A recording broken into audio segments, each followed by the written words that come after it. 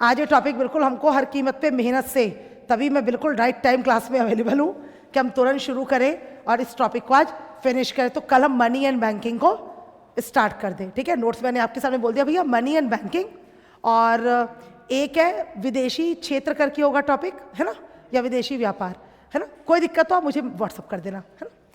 तो ठीक है, तो आज इस टॉपिक को खत्म करें ताकि मनी और बैंकिंग हम ट्यूसडे और वेडनेसडे में फिनिश कर दे बच्चों, ठीक है ना। क्योंकि आपको पता है कि थर्सडे फ्राइडे मेरी छुट्टी है, फिर सैटरडे संडे है बेटा, उसमें टेस्ट होगा आपका, है ना।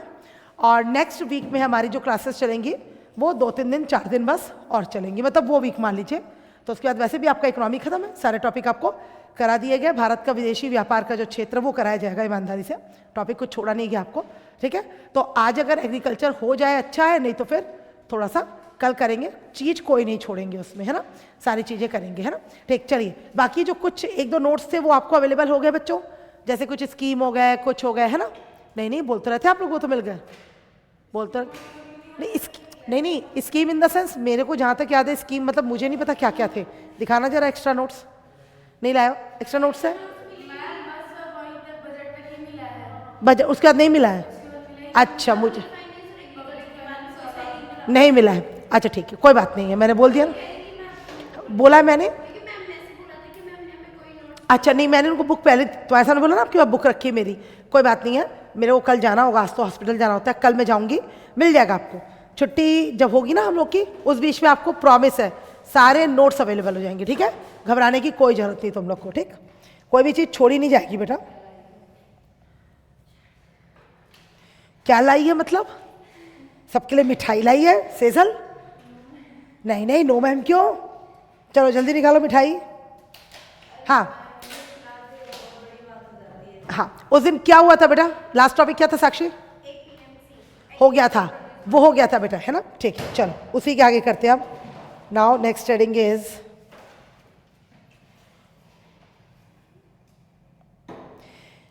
ठीक। अब देखिए एग्रीकल्चर की बात हो रही है, इंडियन एग्रीकल्चर, पहले हम हेडिंग डाल देते हैं।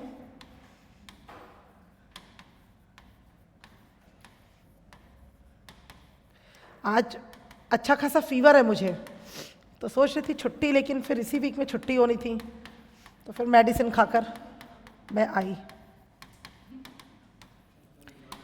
हाँ क्या करें, अरे बेटा फिर क्या करें।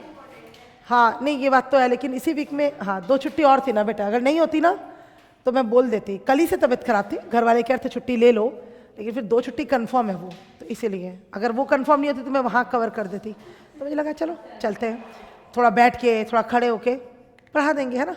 मेडिसिन खाई ली है, कोई दिक्कत नहीं है। तो इंडियन एग्रीकल्चर, ठीक है ना बच्चों। तो उसमें हमें जो करना है, देखो फूड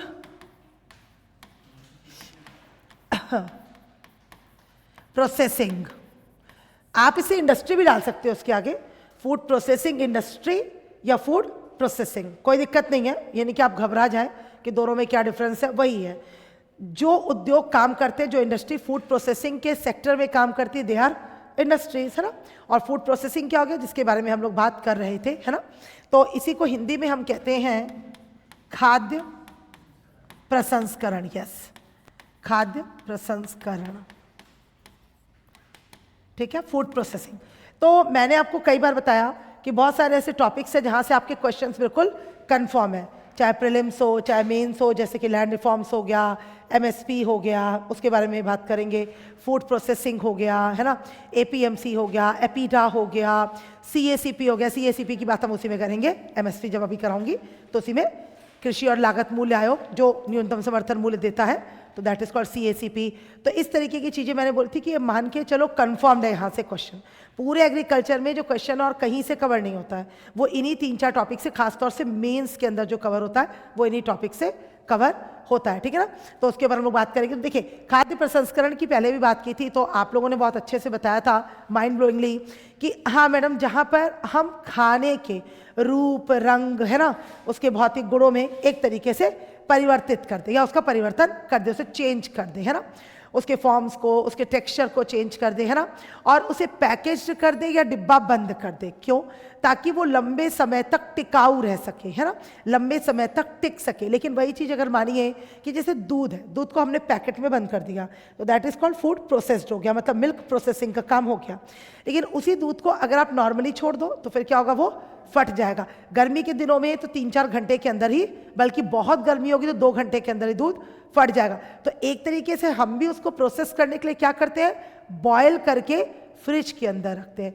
गर्मियों में क्या करते हैं, उसे एक्स्ट्रा बॉयल करते हैं, थोड़ा सा दूध को, अभी तो क्या एक उबाला आया बंद कर दिया।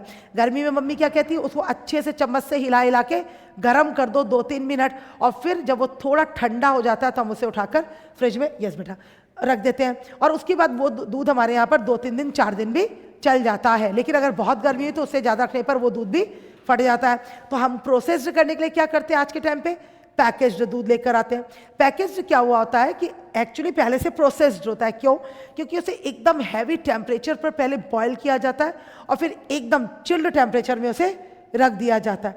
तो ये जो प्रोसेस होता है ना, एकदम बॉयल और एकदम चिल्ड, उस बीच में जो उसके पूरे बैक्टीरिया होते हैं वो पूरे के पूरे मर जाते हैं, और फिर ठंडा होने के बाद उस दूध को पैकेट में बंद कर दिया जाता है। अब पैकेट बंद दूध हमारे यहाँ पर 6-7 दिन टिक जाता है। आप पैकेट लाओ, उसे बॉयल करने की नीड नहीं है, फ्रीजर में या नॉर्मल फ्रिज में टेम्परेचर में रख दो तो आप आराम से 6 दिन बाद भी कंज्यूम करोगे, उसे गर्म करोगे तो दूध फटेगा नहीं। उसकी हालांकि डेट होती है हर मिल्क की, कोई 3 दिन टिकता है, कोई 4 दिन, कोई 5 दिन, तो इस तरीके से चीज़ें। इसी तरीके से पनीर क्या है, पैकेट बंद है ना। आप देखते हैं अमूल का, मदर डेयरी का दही आता है, छाछ आती है, बटर मिल्क आता है, बहुत सारे ऐसे प्रोडक्ट्स है, क्रीम आती है, अमूल कूल के मिल्क आते हैं, तो वो देख लीजिए वो बिल्कुल ख़राब नहीं होते, क्यों? उसमें प्रिजर्वेटिव्स डाल दिए गए। तो अमूल कूल की बॉटल 2-2, 3-3 महीना, 4-4 महीना पड़ी रहती है। चॉकलेट्स हो गई देखिए, है ना। तो इस तरीके की चीज़ें क्या होगी, आजकल कोल्ड कॉफ़ी आ रही है मार्केट के अंदर, है ना। तो ये सब क्या, प्रोसेस्ड फूड है। तो जिसका हमने रूप रंग गुण धर्म में एक तरीके से कहते हैं परिवर्तन कर दिया ताकि वो लंबे समय तक टिक सके। और अब जो इसका जमाना है वो बहुत ज़्यादा है। क्यों?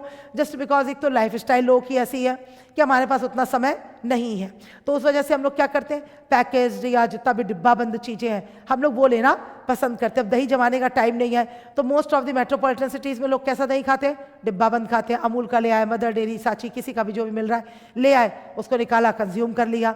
लेकिन गाँव में देखिए अभी भी घी है, दूध है, दही है, ये सब बिल्कुल प्योर और एकदम मतलब रिफ्रेश जो होता है, बिल्कुल फ्रेश होता है, उसको कंज्यूम किया जाता है क्योंकि लोगों के पास थोड़ा सा समय है। और भी चीज़ें अब देख लीजिए क्या आ रही है, पैकेज आ रही है। मैगी देख लीजिए वो किस तरीके से आ रही है, गर्म पानी डालिए और खा लीजिए। आप ट्रेन में हैं, बस में हैं, कहीं भी हैं, गर्म पानी लिया, किसी चाय वाले से डाला और कंज्यूम कर लिया।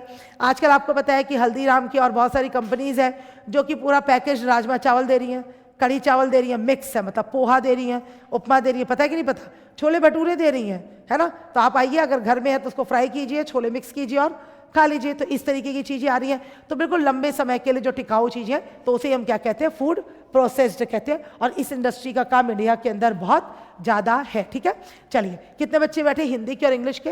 हिंदी के 2 बैठे हैं ना, ठीक है। लिखो, हिंदी के बच्चे लिखिएगा। मुंबई में आयोजित खाद्य प्रसंस्करण, डालो बेटा, हेडिंग है खाद्य प्रसंस्करण। जब तक इंग्लिश के बच्चे और भी आ जाएंगे, है ना। मुंबई में आयोजित ANUTEC, मुंबई में आयोजित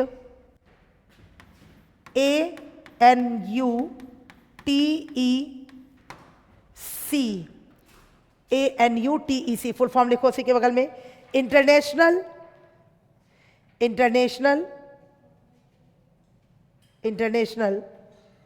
food tech India, international food tech India के 17वें संस्करण में, के 17वें संस्करण में उद्योग और सरकार की प्रमुख हस्तियों ने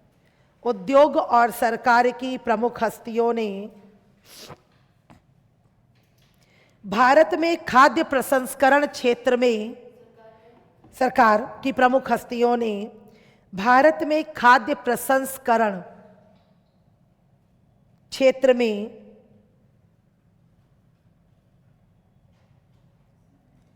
अपार संभावनाओं पर खाद्य प्रसंस्करण क्षेत्र में अपार संभावनाओं पर प्रकाश डाला।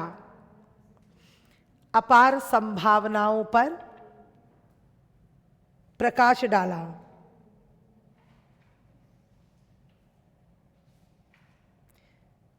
भारत इस क्षेत्र में उल्लेखनीय प्रगति की। भारत इस क्षेत्र में उल्लेखनीय प्रगति की राह पर है। भारत इस क्षेत्र में उल्लेखनीय प्रगति की राह पर है। राह पर है और यह देश की अर्थव्यवस्था के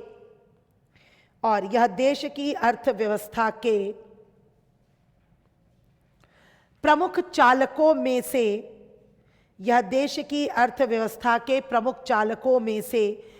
एक बनने के लिए तत्पर है। प्रमुख चालकों में से एक बनने के लिए तत्पर है। तत्पर मतलब तैयार है, रेडी है, तत्पर है। अगली हेडिंग डालिएगा बच्चों उसी के नीचे, भारत में खाद्य प्रसंस्करण क्षेत्र की स्थिति। फिर तुम लोग को लिखवा रहे हैं ना, भारत में खाद्य प्रसंस्करण क्षेत्र की स्थिति। तुम लोग नहीं आई थी ना बेटा? आए थे, फ्राइडे नहीं आए थे ना? दोनों नहीं आए थे? क्षेत्र की स्थिति तो जब तक तुम लोग नोट कर लो। अच्छा कर लिया, ठीक है। भारत में खाद्य प्रसंस्करण क्षेत्र की स्थिति। मैं मौसम और दिव्या को देखती हूँ ना तो हमेशा मुझे अपनी बड़ी बेटी याद आती है। बिल्कुल इन्हीं जैसी ही दिखती है। मैं जब जब देखती हूँ, मतलब मैं उसको बताती भी हूँ कि तू ना हमेशा क्लास में मेरे सामने रहती है। तो कहती कैसे मम्मी? मैं कहा दो बच्चियाँ आती हैं उनको तेरे जैसी दिखती हैं। अच्छा है तो अच्छी बात है, और क्या है ना, लड़कियाँ सब एक जैसी दिखती हैं, क्या है। तो मेरा कोई बेटा नहीं है, चिंता नहीं करो पंकज और विशाल, तो मैं कैसे बोल दूँ ना कि तुम लोग जैसा दिखता है। लड़कियाँ तो सब एक जैसी दिखती हैं, पर लड़कों का क्या है ना। ठीक, तो उसी में लिखिएगा स्थिति के अंदर एक सब हेडिंग डालिएगा, चाहे ABCD करके चाहे एरो बना के, जैसा सूट करे। खाद्य प्रसंस्करण परिचय। खाद्य प्रसंस्करण परिचय उसी में लिखिएगा अब। हाँ परिचय, खाद्य प्रसंस्करण डैश करके परिचय। अब उसी के आगे लिखिएगा खाद्य प्रसंस्करण क्षेत्र। खाद्य प्रसंस्करण क्षेत्र समग्र खाद्य आपूर्ति, समग्र खाद्य आपूर्ति, समग्र खाद्य आपूर्ति श्रृंखला का एक महत्वपूर्ण घटक है। श्रृंखला का एक महत्वपूर्ण घटक है। इसमें अब ये जो आप लाइन लिख रहे हो ना बेटा, ये इस क्षेत्र की एक तरीके से परिभाषा है, ध्यान देना। इसमें कच्चे कृषि और पशुधन उत्पादों को, इसमें कच्चे कृषि और पशुधन उत्पादों को उपभोग के लिए उपयुक्त, उत्पादों को उपभोग के लिए उपयुक्त प्रसंस्कृत व मूल्यवर्धित खाद्य उत्पादों, प्रसंस्कृत व मूल्यवर्धित खाद्य उत्पादों में, मूल्यवर्धित खाद्य उत्पादों में परिवर्तित किया जाता है। परिवर्तित किया जाता है। परिवर्तित किया जाता है, ये एक तरीके से क्या हो गई परिभाषा, है ना।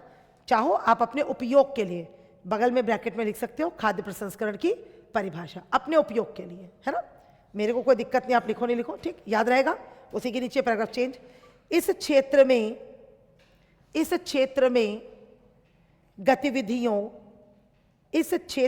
गतिविधियों कॉमा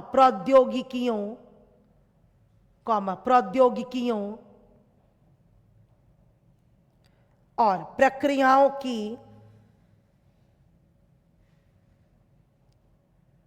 और प्रक्रियाओं की एक विस्तृत श्रृंखला शामिल है, एक विस्तृत श्रृंखला शामिल है जिसका उद्देश्य खाद्य उत्पादों को सुरक्षित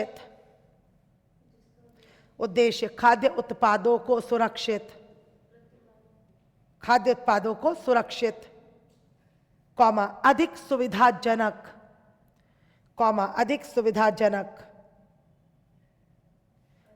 सुविधाजनक और लंबे समय तक टिकाऊ बनाने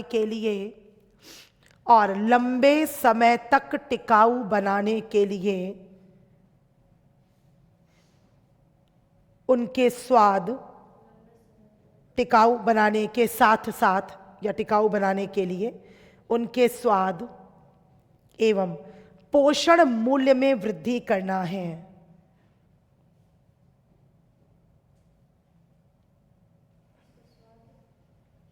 उसका स्वाद, उनके स्वाद और पोषण मूल्य में वृद्धि करना है। ठीक,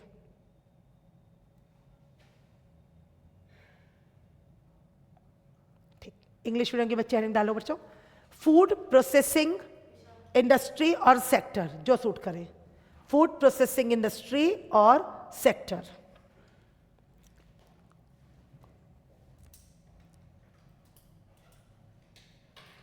उसमें लिखिएगा at the 17th edition of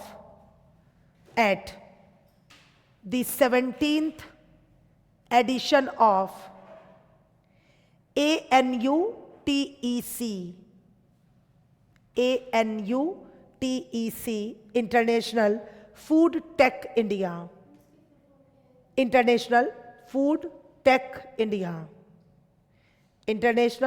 Tech India held in Mumbai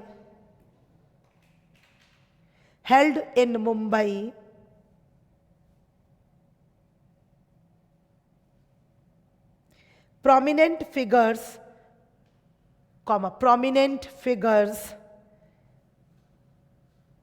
from the industry and government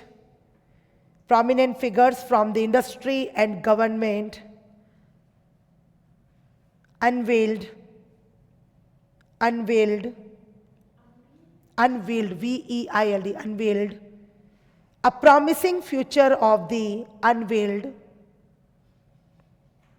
a promising future for the food processing sector in India.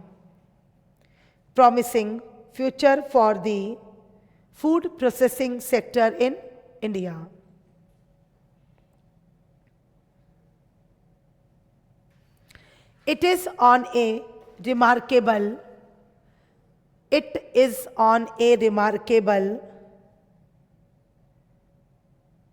trajectory of growth,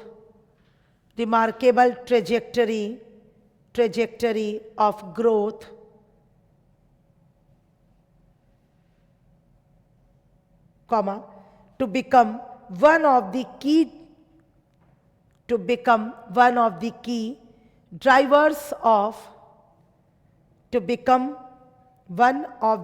drivers of the nation's economy.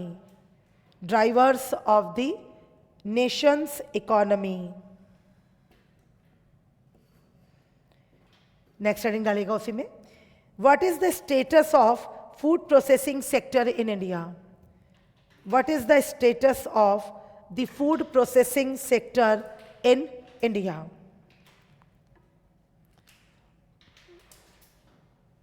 उसी के नीचे सब heading डालिएगा about food processing.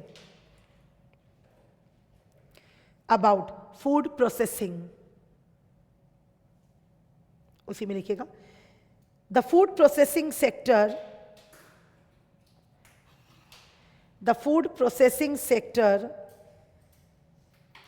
is a crucial component of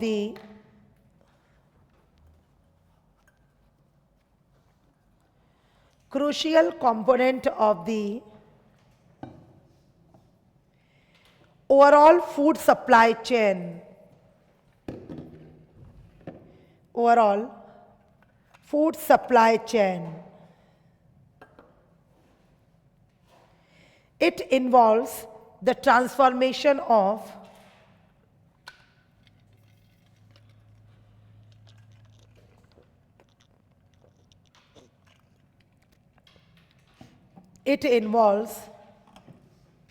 transformation of raw agricultural and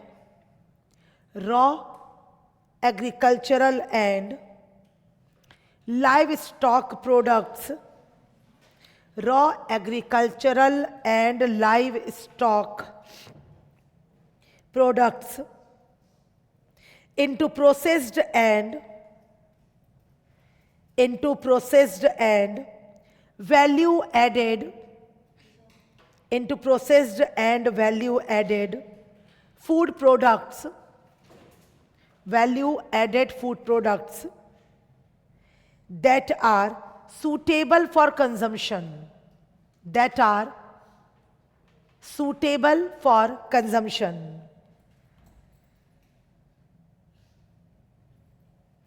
तो आप भी लिख सकते हो इंग्लिश के बच्चे, डेफिनेशन ऑफ फूड प्रोसेसिंग, जैसा आपको सूट करे. Paragraph change. This sector encompasses a wide range of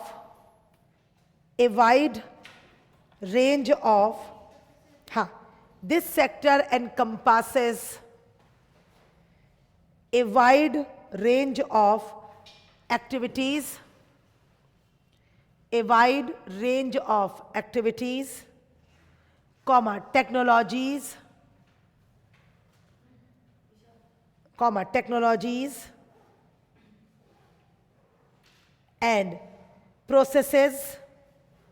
technologies and processes aimed at making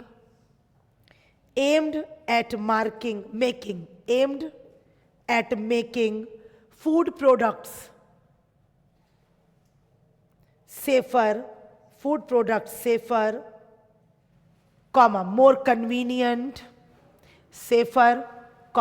convenient, and longer lasting,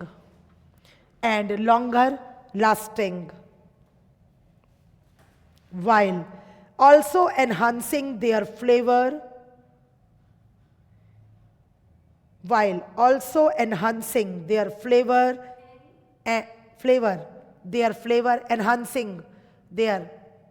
enhancing their flavor and nutritional value.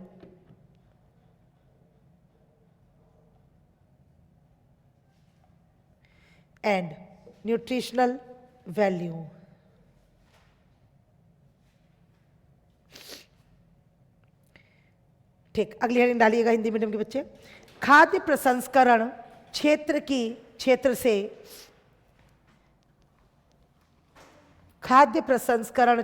से संबंधित सरकारी पहल, खाद्य प्रसंस्करण क्षेत्र से संबंधित सरकारी पहल. ठीक है, 1 2 3 4 करके लिखिएगा. पहला पॉइंट है, अप्रैल 2015 में प्राथमिकता क्षेत्र ऋण मानदंडों के तहत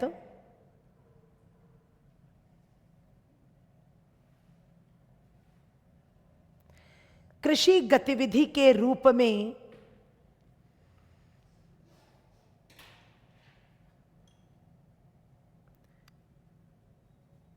खाद्य और कृषि आधारित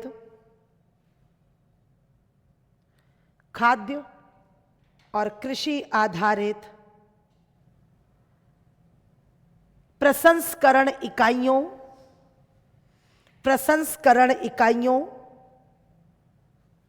और कोल्ड चेन को शामिल करना. और कोल्ड चेन को शामिल करना दूसरा पॉइंट है। व्यवसाय करने में, दूसरा पॉइंट, व्यवसाय करने में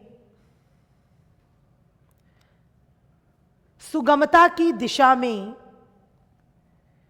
सुगमता की दिशा में एक उपाय के रूप में, दिशा में एक उपाय के रूप में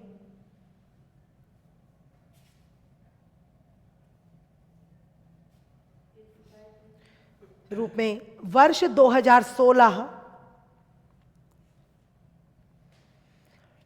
2016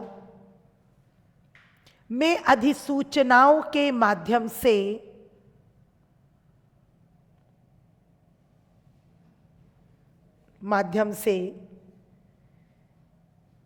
भारतीय खाद्य सुरक्षा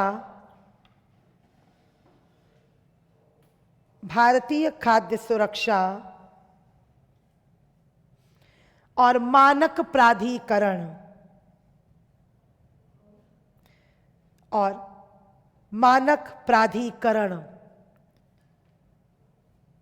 आपको पता है जिसे फसाई कहते हैं, सुना है ना, फसाई, यस, इसे कहते हैं फसाई, ठीक है, यही नाम है इसका फेमस, फसाई। तो द्वारा, उसका हिंदी नाम क्या था पूरा मैंने लिखवा दिया, भारतीय खाद्य सुरक्षा और मानक प्राधिकरण द्वारा उत्पाद दर उत्पाद अनुमोदन को, उत्पाद दर उत्पाद अनुमोदन को एक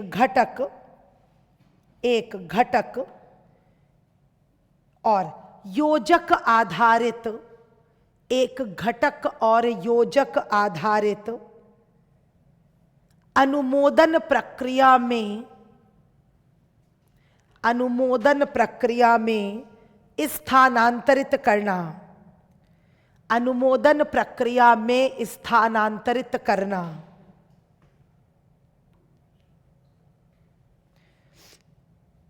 तीसरा पॉइंट है, नेक्स्ट पॉइंट, खाद्य प्रसंस्करण क्षेत्र के लिए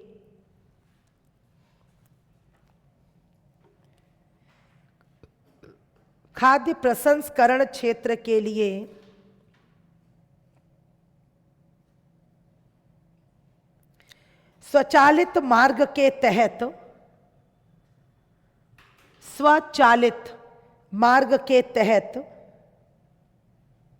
100%, स्वचालित मार्ग के तहत 100% एफडीआई की स्वीकृति, एफडीआई की स्वीकृति।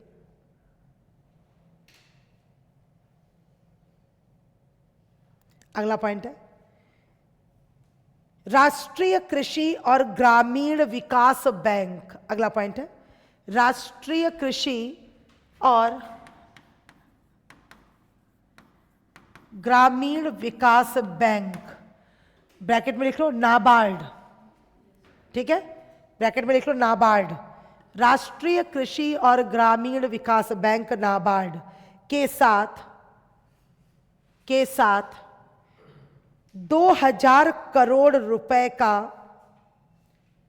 के साथ 2000 CR रुपए का विशेष खाद्य प्रसंस्करण कोष, विशेष खाद्य प्रसंस्करण कोष स्थापित करना। बहुत इंपॉर्टेंट है ये सब जो मैं लिखवा रही हूं बेटा, पेपर में आता ही आता है सब, कोष स्थापित करना। अगला पॉइंट है, अन्य सरकारी पहले, अगले पॉइंट में अन्य सरकारी पहले जैसे प्रधानमंत्री किसान संपदा योजना, ये भी मोदी जी ने चलाई है, प्रधानमंत्री किसान संपदा योजना, कॉमा, प्रधानमंत्री सूक्ष्म खाद्य प्रसंस्करण, आ जाओ बेटा, प्रधानमंत्री सूक्ष्म खाद्य प्रसंस्करण उद्यम योजना का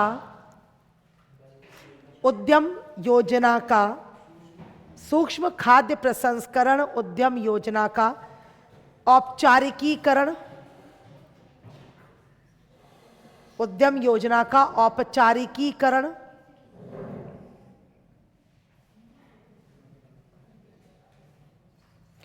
कॉमा, खाद्य प्रसंस्करण उद्योग के लिए, कॉमा, खाद्य प्रसंस्करण उद्योग के लिए उत्पादन से जुड़ी खाद्य प्रसंस्करण उद्योग के लिए उत्पादन से जुड़ी प्रोत्साहन योजना, प्रोत्साहन योजना। इंग्लिश मीडियम के बच्चे हेडिंग डालेगा, government initiatives related to food processing sector, related to food processing sector। उसमें लिखिएगा फर्स्ट सेकंड करके लिखिएगा। First point, inclusion of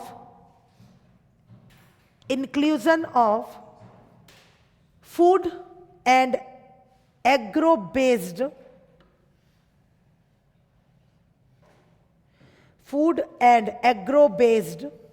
processing units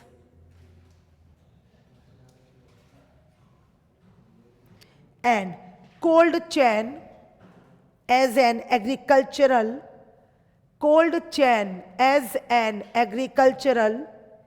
activity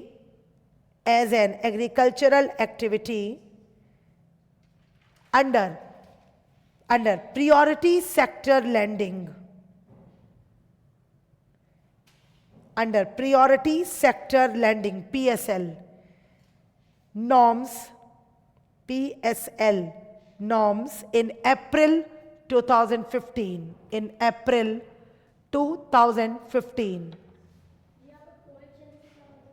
किसका बेटा? कोल्ड चेन नहीं समझे?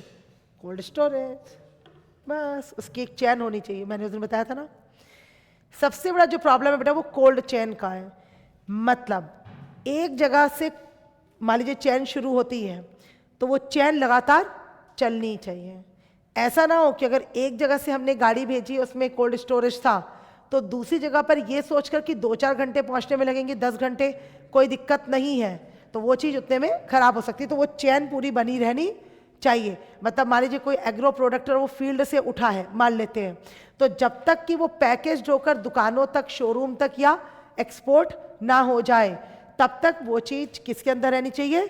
ठंडे उसमें रहनी चाहिए। एक ठंडी ऐसी चीज़ होती है, मतलब ठंडापन एक ऐसी चीज़ होती है जिसमें हम लॉन्ग टाइम तक चीज़ों को सस्टेन कर सकते हैं। देख लीजिए, तो हमें लंबे समय तक सस्टेन रहने के लिए कोल्ड स्टोरेज में रहने की जरूरत थोड़ी ना है। हाँ एग्जैक्टली, बहुत सही बात बोली पंकज ने, मैं वही बोलने वाली थी, जस्ट एग्जैक्टली। तो हमारी बॉडी उस टेम्परेचर के लिए नहीं बनी है। अगर हमारी बॉडी से भी बदबू ना आए मरने के बाद, तब जरूर उसे बर्फ की सिल्ली पर रख दिया जाता है कि भाई कम से कम 10-12 घंटे बॉडी से स्मेल ना आए, वरना बॉडी तुरंत स्मेल मारने लगती 3-4-5 घंटे बाद। आई बात समझ में? तो इसीलिए ह्यूमन को उसमें रहने की नीड नहीं है, है ना। बहुत ठंडे में हम लोग के हालात क्या हो जाते हैं, और बहुत गर्मी में भी। तो फूड में भी तो वही चीज़ है ना, अगर उसे भी आप बहुत ठंडे में भी रख दोगे तो भी वो चीज़ें खराब हो जाएंगी। ठीक है, मिल्क क्या होगा? मिल्क नहीं रहेगा, तरल नहीं रहेगा, वो जम जाएगा। आप दूध किस में रखते हो? फ्रीजर में रखते हो कि नॉर्मल टेम्परेचर के फ्रिज के अंदर? फ्रिज के अंदर। अगर फ्रीजर के अंदर डाल दोगे तो क्या होगा? फ्रूट्स, वेजिटेबल्स डाल दो फ्रीजर के अंदर, ज़्यादा देर तक चल जाए तो एप्पल की जगह पर वो आइस बन जाएगा, और जब आप उसे खाने के लिए सोचोगे तो ऐसे निचोड़ोगे तो ऐसे पानी दे देगा। आई ना बात समझ में? तो इसीलिए आप उसे किस में रखते हो? नॉर्मल। तो एक हमें नॉर्मल टेम्परेचर चाहिए फ्रूट्स को, वेजिटेबल्स को, चीज़ों को, तो उसी नॉर्मल टेम्परेचर में ही उन चीज़ों को रखा जाता है, तो that is called cold chain, कि वो चेन पूरी की पूरी बनी रहनी चाहिए. Yes, write down second point. Shifting from product by product, second point, shifting from product by product,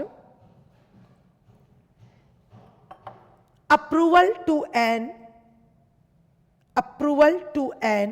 ingredient, approval to an ingredient, and additive based approval, and additive based approval process by additive based approval process by the इसका full form लिखो, फसाई, approval by the फसाई food safety and, अगर हिंदी के बच्चे लिखना चाहते हैं इंग्लिश का फुल फॉर्म फसाई का तो लिख सकते हैं, food safety and standards authority of India, food safety and standards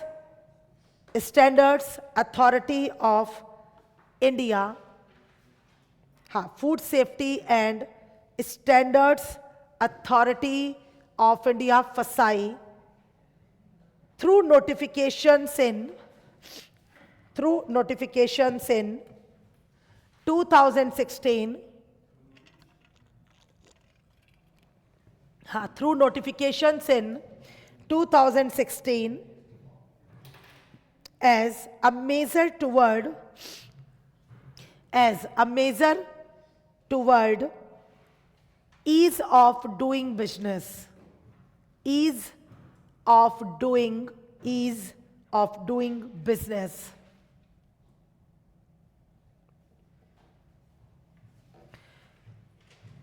अगला है allowing 100% FDI approval, allowing 100% FDI approval under automatic route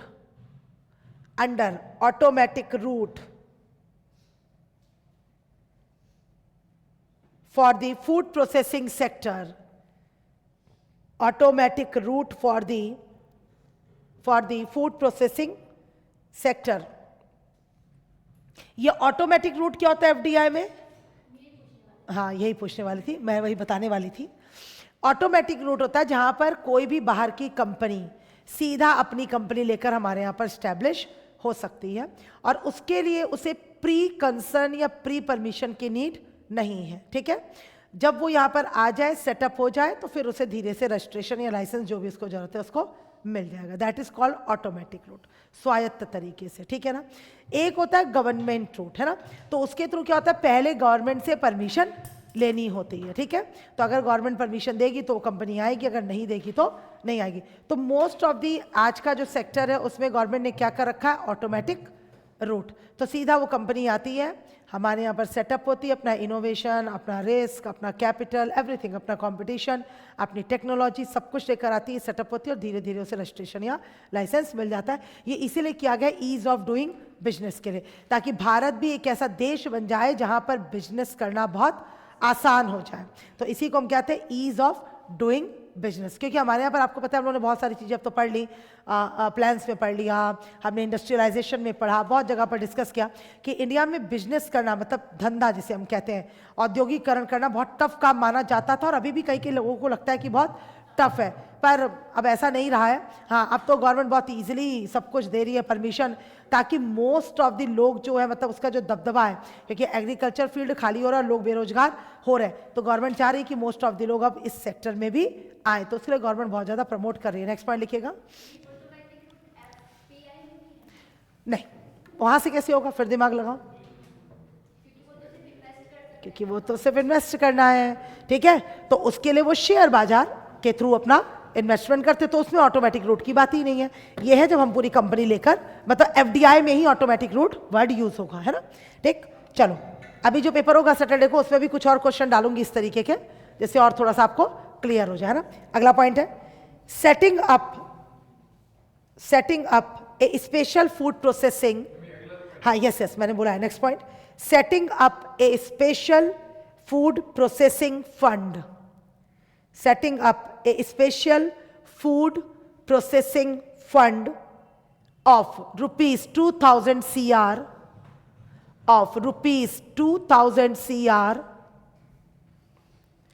with National Bank for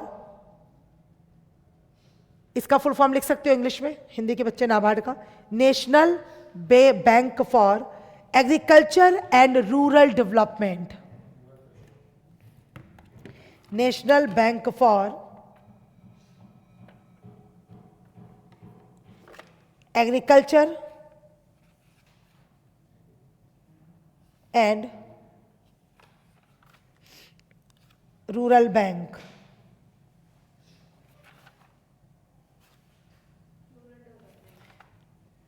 ठीक, उसी के आगे नेक्स्ट पॉइंट है अदर गवर्नमेंट इनिशिएटिव्स।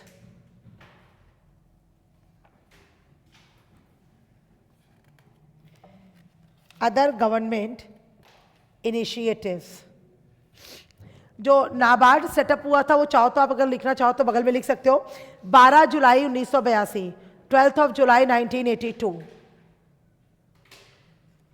ठीक है, 12 जुलाई 1982। और किस कमेटी की सिफारिश पर हुआ था बहुत पूछा जाता है, Shiv Raman Singh committee.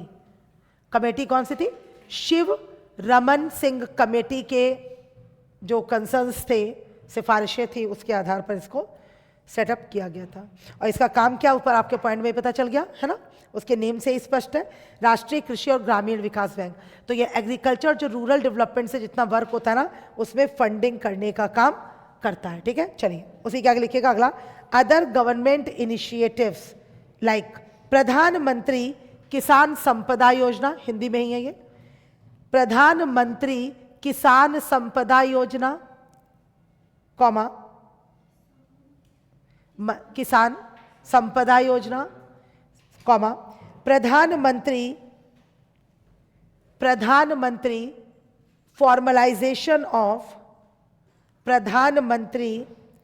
Formalisation of micro food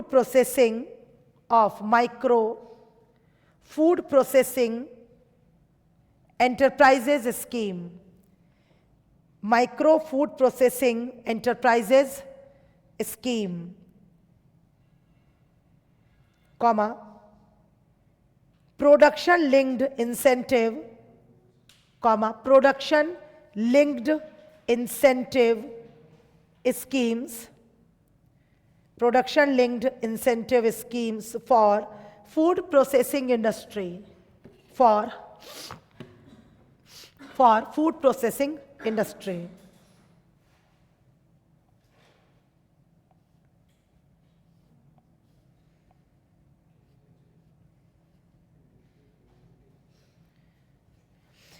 ठीक है, देखिए खाद्य प्रसंस्करण से संबंधित क्या चुनौतियां हैं, what are the challenges related to food processing sector.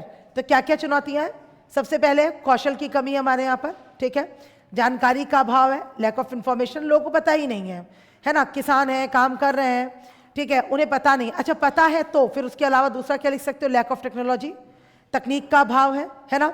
चलिए पता है किसान भाई करना चाहता है, मान लीजिए जिसके पास 2-4 भैंसें हैं, सपोज दैट, वो चाह रहा है किसी तरीके से मतलब चीज़ों को उसमें पैकेज्ड फूड में बदला जाए, तो पहले तो उसके लिए उसे क्या चाहिए, टेक्नोलॉजी चाहिए। दूसरा लैक ऑफ इन्वेस्टमेंट, तो मतलब निवेश की कमी है, उसके लिए उसे कुछ पैसा चाहिए, तो वो 2-4 छोटी मोटी मशीनें लगाएगा, स्पेस चाहिए उसे, ये सारी चीज़ें चाहिए। तीसरा छठा है हमारे यहाँ पर लैक ऑफ कोल्ड स्टोरेज, ठीक है, तो हमारे यहाँ पर शीत प्रशीतकों का अभाव है, कोल्ड जो चैन होती है, कोल्ड स्टोरेज की जो चैन होती है, उसकी हमारे यहाँ पर बहुत ज़्यादा कमी है। तो इस तरीके की चीज़ें। और दूसरा ये कि अब तक सबसे बड़ा जो चैलेंज है वो ये है कि गवर्नमेंट ने अब तक इस ओर इतना ध्यान ही नहीं दिया। अब जाकर हम क्या बोले, 2013-14 के बाद जाकर ध्यान दिया जा रहा है कि यार एग्रीकल्चरल रिलेटेड भी कुछ एक्टिविटीज़ हो सकती है, ओनली एग्रीकल्चर ही नहीं है एक्टिविटी के लिए। जैसे अभी तक क्या माना जाता था, सिर्फ और सिर्फ अनाज उगाना, हाँ फूड ग्रेन ग्रो करना ही एक एक्टिविटी है, लेकिन अगर उसे प्रोसेस्ड किया जाए, डिब्बा बंद किया जाए, पैकेज्ड किया जाए, तो कितना बढ़िया एक सेक्टर हो सकता है, कितना एम्प्लॉयमेंट जनरेट हो सकता है, कितना ज़्यादा रोजगार का सृजन हो सकता है। तो ये बात जैसे मानो अभी तक सोची ही नहीं गई। और इसीलिए देखिए हमने पहले भी बात की थी कि इंडिया में दूध का प्रोडक्शन सबसे ज़्यादा है ऑल ओवर द वर्ल्ड अगर हम बात करें, और उसके बाद लेकिन डेयरी प्रोडक्ट्स में नंबर 1 प्लेस पे कौन है? डेनमार्क है, ठीक है। जबकि दूध उसके यहाँ हमारे यहाँ से काफ़ी कम होता है, लेकिन फिर भी डेयरी प्रोडक्ट्स की बात करते हैं, जब फूड प्रोसेस्ड की बात करते हैं तो उसमें डेनमार्क आगे आता है। मतलब मिल्क से रिलेटेड हम बात कर रहे हैं, सिर्फ दूध से संबंधित उत्पादों की बात कर रहे हैं, अदर प्रोडक्ट्स की बात नहीं कर रहे हैं। तो उसमें डेनमार्क आगे क्यों? क्योंकि उसके यहाँ पर जो प्रोडक्शन है वो बहुत अच्छा है। इसी तरीके से हमारे यहाँ पर नेचुरल पोर्ट्स भी हैं और आर्टिफिशियल पोर्ट्स भी हैं। और नेचुरल पोर्ट्स में अगर देखें तो वहाँ पर मछली उत्पादन बहुत ज़्यादा है, मतलब फिशरीज का जो प्रोडक्शन है हमारे यहाँ पर बहुत ज़्यादा है। लेकिन फिर इस मामले में देखिए जापान हमसे बहुत आगे है, क्योंकि वो क्या करता है? डिब्बाबंद मछलियाँ। अब जाके इंडिया में कॉन्सेप्ट कई 16-17 से शुरू हुआ है कि वही जब से ब्लू रिवॉल्यूशन के ऊपर बात की हमने, नीली क्रांति के ऊपर बात की, जो समुद्र से और समुद्री जीवों से जुड़ी थी, खासतौर से मछली, झींगा, इन सब से, तब हमें लगा कि अरे हमारे यहाँ पर इतनी मछलियाँ हैं जो यूं ही सड़कर बेकार होकर चली जाती है। अगर उसे डिब्बा बंद कर दिया जाए, पैकेज कर दिया जाए, तो उसे एक जगह से दूसरे स्थान पर भेजा जा सकता है, क्योंकि बाहर के कंट्रीज में मछलियाँ बहुत ज़्यादा खाई जाती है as compare to India. India में जो खाई जाती है वो नॉर्थ ईस्ट इंडिया में या बंगाल में, और उनके यहाँ पर सिस्टम कुछ इस तरीके का रहता है, आपको शायद पता है कि नहीं पता, साथ में एक जानकारी दे देती हूँ। मोस्ट ऑफ द बंगाल के घरों में आपको एक छोटा पॉन्ड मिलेगा, करेक्ट? एक इतना बड़ा पॉन्ड होगा, जैसे समझ लो हमारे यहाँ पर कोई स्पेस समझ लो जो बनाया जाता है, लाइक बालकनी के आसपास या कोई ऐसा प्लेस होता है, उनके यहाँ पर एक छोटा प्लेस होता है जिसमें पॉन्ड रहता है, छोटा एक तालाब जिसे वो कहते हैं, ताल कहते हैं, और उस ताल के अंदर क्या रहती है? मछलियाँ रहती हैं। तो क्या करते हैं? सीधा निकालते हैं और पकाकर खा लेते हैं। तो उन्हें नीड ही नहीं है। हाँ, हर घर के कि उनको रोज मछली खानी है, उन्हें तो रोज खानी है ना। माछो भात जिसे कहते हैं ना, उनका फूड है, मतलब वो माछो भात। और इनफैक्ट हमारे यहाँ पर अभी महाशिवरात्रि गई तो हमारे यहाँ पर भोग कुछ और लगेगा, मतलब शुद्ध खाने का लगेगा, उनके यहाँ पर माछो भात लगेगा। नवरात्रि शुरू हुई तो हमारे यहाँ प्याज लहसुन बंद हो जाएगा, उनके यहाँ पर स्पेसिफिकली मछली और चावल, माछो भात बनाकर देवी को भोग लगाया जाएगा। हर घर में है, कस्टम है, कल्चर है, हम थोड़ी ना उसमें कुछ कह सकते हैं। तो उनको तो हर रोज मछलियों की जरूरत है। समटाइम वो दो तीनों टाइम माछो भात खाते हैं, तीनों टाइम मछली खाते हैं, सुबह फ्राई खाते हैं, दोपहर को पकौड़े के तौर पर खाते हैं, रात को ग्रेवी वाली खाते हैं। तो मछली उनका प्रिय भोजन है। तो इसलिए वहाँ पर हर घर में आपको एक पॉन्ड मिलेगा, और पॉन्ड के अंदर, मतलब मोस्ट ऑफ दी घरों में, ऐसा नहीं कि 100 आउट ऑफ 100 में से आप मान लो 60-65 के घरों में आपको पॉन्ड मिलेगा। तो जिसे कहते हैं ताजी मछली, तो ताजी मछली खुद ही मारते हैं और उसे खा लेते हैं। तो इस तरीके का सिस्टम है। बाकी नॉर्थ ईस्ट इंडिया में है तो बाकी हमारे में मछलियाँ कितनी होती हैं, कितनी मीठे पानी की झीलें हमारे यहाँ पर, कितने समुद्र देखिए हमारे यहाँ पर, बहुत ज़्यादा फिशरीज प्रोडक्शन है। तो डिब्बा बंद किया जाए, पैकेज किया जाए तो उसका एक्सपोर्ट किया जा सकता है, और अब उसका एक्सपोर्ट किया जा रहा है। जैसे मैंने आपको बताया था लीशियस, तो डिब्बाबंद मांस है ना। अब ये तो एक बाहर की कंपनी आई, तो इंडियन कंपनीज भी तो आनी चाहिए, लेकिन फिर वही बात है, इंडियन कंपनी हमारे यहाँ पर डिब्बाबंद कोई प्रोडक्ट बेचने वाली नहीं। हल्दीराम आज के टाइम पे सब कुछ प्रोवाइड करा रही है, मिठाई से लेके, मैंने क्या बोला, दाल चावल से लेके छोले भटूरे के पैकेट तक, लेकिन अभी भी वो नॉन वेजिटेरियन किसी भी डिश में उतरी नहीं है, क्योंकि हल्दीराम जो खुद में है वो एक वेजिटेरियन आदमी है, नागपुर की कंपनी है, ठीक है, और वो एक मारवाड़ी आदमी है, ठीक है, तो जो अपने आप में एक वेजिटेरियन आदमी है। तो इतनी बड़ी कंपनी, तो हमारे यहाँ थोड़ा सा धर्म भी बीच में आता है कि हमारे यहाँ काम भी वही इसको करेगा कि जो कि उस धर्म में जिसको क्या कहते हैं मान्यता है। जैसे कि जनरली हमारे यहाँ पर जो मतलब मीट या चिकन बेचने का काम है वो या तो सरदार करते हैं या मुस्लिम भाई बहन करते हैं, ठीक है, मुस्लिम भाई करते हैं, या कुछ ऐसे कास्ट, सरदार नहीं, उसमें जो पंजाबी होते नहीं, जो पंजाब वगैरह में आप जाएंगे तो वहाँ पर मीट वगैरह बहुत खाया जाता है, जिसे झटका और हलाल कहते हैं हमारे बीच में। तो हमारे धर्म में कितना बड़ा अंतर है कि आपको हलाल खाना है कि झटका खाना है। हलाल कौन खाता है? मुस्लिम्स खाते हैं। लेकिन हिंदू धर्म में जो लोग खाते हैं उनके लिए हलाल जो है वो मतलब वो हराम माना जाता है, और मुस्लिम में झटका वो गलत माना जाता है। तो उस तरीके से देखिए हमारे यहाँ पर शॉप्स भी इस तरीके से हैं। तो मोस्ट ऑफ दी जो पंजाबी लेना पसंद करेंगे वो, या और कास्ट हमारे यहाँ पर, वो झटका लेना पसंद करते हैं, तो वो हलाल लेना पसंद नहीं करते। तो अलग अलग तरीके धर्म है हमारे यहाँ पर, धर्म के बहुत सारे रोड़े हैं हमारे यहाँ पर, है ना।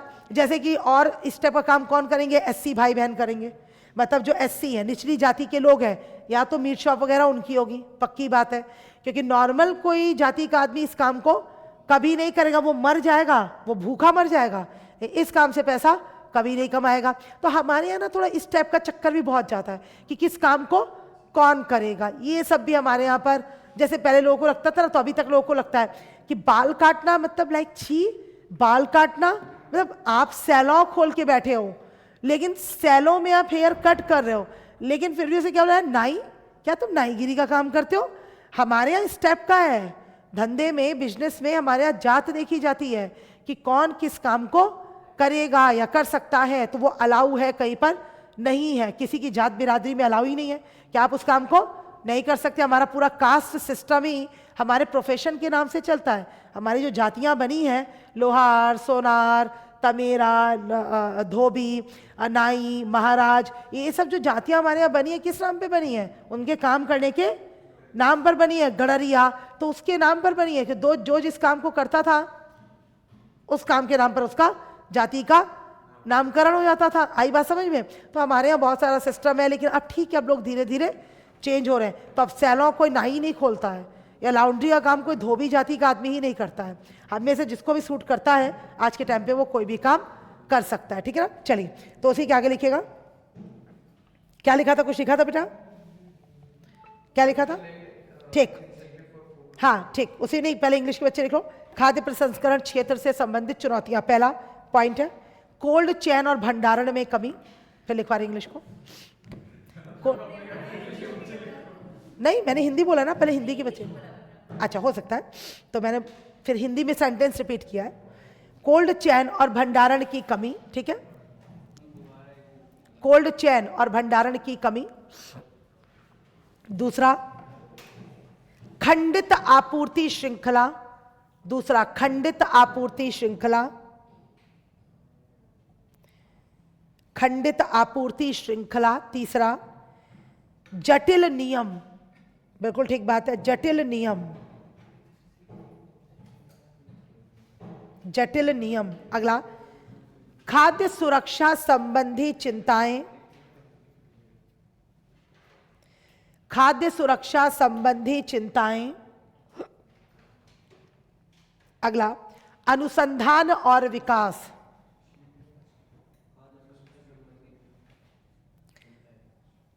अनुसंधान और विकास। चलिए, इंग्लिश के बच्चे लिखिएगा। Challenges related to food processing sector. बता देना विशाल, एक बार बता दो। चैलेंज, तुमने भी नहीं, वाह क्या बात है, वाह कितनी बढ़िया स्पीड मेंटेन कर रहे हो। 4 पॉइंट नहीं लिख पा रहे हो, वाह बेटा, लिख लिया? बता दो बेटा। मैं तो हिंदी बोल रही हूँ बेटा इतनी देर से, मैंने इंग्लिश बोला ही कब है, कंफ्यूजन की बात ही नहीं है। चलो, challenges related to food processing sector, to food processing sector। Confusion तब होना चाहिए जब मैं एक हिंदी और एक इंग्लिश बोल रही हूं। मैं तो कंटिन्यूसली हिंदी बोल रही हूं, है ना, और अब कंटिन्यूसली इंग्लिश। हाँ, नहीं होना चाहिए। You all are UPSC aspirant. ये तब होगा जब आप एक सामान्य तैयारी करने वाले कोई एस्पिरेंट है ना। इस तैयारी में आपसे गलती की कोई उम्मीद ना हम करते और ना एग्जाम, और आपकी यही गलती आपको बस और ज्यादा कुछ नहीं करेगी बेटा, एग्जाम से आउट करेगी। फिर एग्जामिनर को कहिएगा सर हो जाता है, थोड़ा नंबर दे देते। ये वहां भी कह दीजिएगा सर हो जाता है, थोड़ा नंबर दे देते, आधा घंटा ज्यादा दे देते, हो जाता है।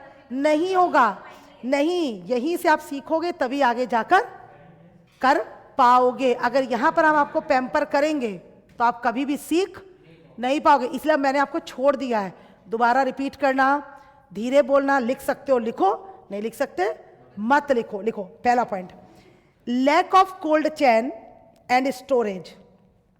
Lack of cold chain and storage. दूसरा, फ्रेगमेंटेड सप्लाई चेन। दूसरा, फ्रेगमेंटेड सप्लाई चेन। इसमें से जो पॉइंट समझ में नहीं आया वो पूछ लेना, है ना। तीसरा, complex regulations. Complex regulations. Next, food safety concerns. Food safety concerns. और लास्ट पॉइंट है रिसर्च एंड डेवलपमेंट, जिसे आप R&D कहते हैं, है ना, रिसर्च एंड डेवलपमेंट। ठीक, पूछो कोई पॉइंट में दिक्कत हो बच्चों तो आप बिल्कुल, हाँ, खंडित आपूर्ति श्रृंखला। देखो वही चीज है जो अभी हम बात कर रहे थे। सबसे बड़ी बात क्या है बच्चों कि जो सप्लाई चेन है ना वो एकदम मेंटेन होनी चाहिए, है ना। सिर्फ कोल्ड स्टोरेज को लेकर नहीं, जैसे मैंने भी आपको बताया कि मान लीजिए हमने प्रोडक्ट्स पिक किए जनरली फार्म से ही होंगे जनरली, है ना, क्योंकि वही क्या हमारा प्राइमरी सेक्टर है जो रॉ मटेरियल प्रोवाइड करता है किसी भी तरीके का। तो सबसे पहली चीज क्या है, वहां से सही से प्रोडक्शन हो, पहली चीज, ठीक है। दूसरा हमें क्या चाहिए, 12 मासी पक्की सड़कें चाहिए, तो मतलब जिसे हम ट्रांसपोर्टेशन कहते हैं। ऐसा ना हो कि 6 महीने है लेकिन बारिश में पता चला सड़कें धंस गई, मिट्टी भर गई, घास जमा हो गया, अब सप्लाई चेन रुक गई, तो वहां पर क्या हो जाएगा, प्रॉब्लम। तीसरी चीज क्या है कि उतने कुशल कारीगर हमारे पास होने चाहिए, मतलब जो एक तरीके से स्किल्ड वर्कर्स या लेबर्स हम कहते हैं वो हमारे पास होने चाहिए, ठीक है। फिर उसके साथ साथ कोल्ड चेन होना चाहिए। अगर मान लीजिए ट्रांसपोर्टेशन के लिए, ये तो हम रोडवेज की बात कर रहे हैं, सपोज दैट अगर मान लीजिए कहीं ट्रेन की नीड है तो ऑब्वियसली बात है वहाँ पर रेलवे स्टेशन होना चाहिए, है ना, स्टेशन होने चाहिए जहाँ तक माल पहुँच सके। फिर अब मान लीजिए स्टेशन का मामला है, हो सकता है सामान 2-4-6 घंटा पड़ा रह सकता है, तो उसके लिए फिर क्या होना चाहिए, कोल्ड स्टोरेज होना चाहिए कि जहाँ पर रख कर फिर वहाँ से, जैसे माल का लदान कहते हैं, मतलब लोडेड करना कहते हैं सामान को, तो फिर वहाँ से उसे लोड किया जा सके। फिर वहाँ से मान लीजिए कंपनीज तक जाना है तो फिर उसके लिए रोड की, ट्रांसपोर्टेशन की, फ्लाइट की, जो भी जिस भी तरीके से मतलब उसको सामान को जाना है तो वो व्यवस्था होनी चाहिए। फिर वो कारीगर होने चाहिए कि सही तरीके से।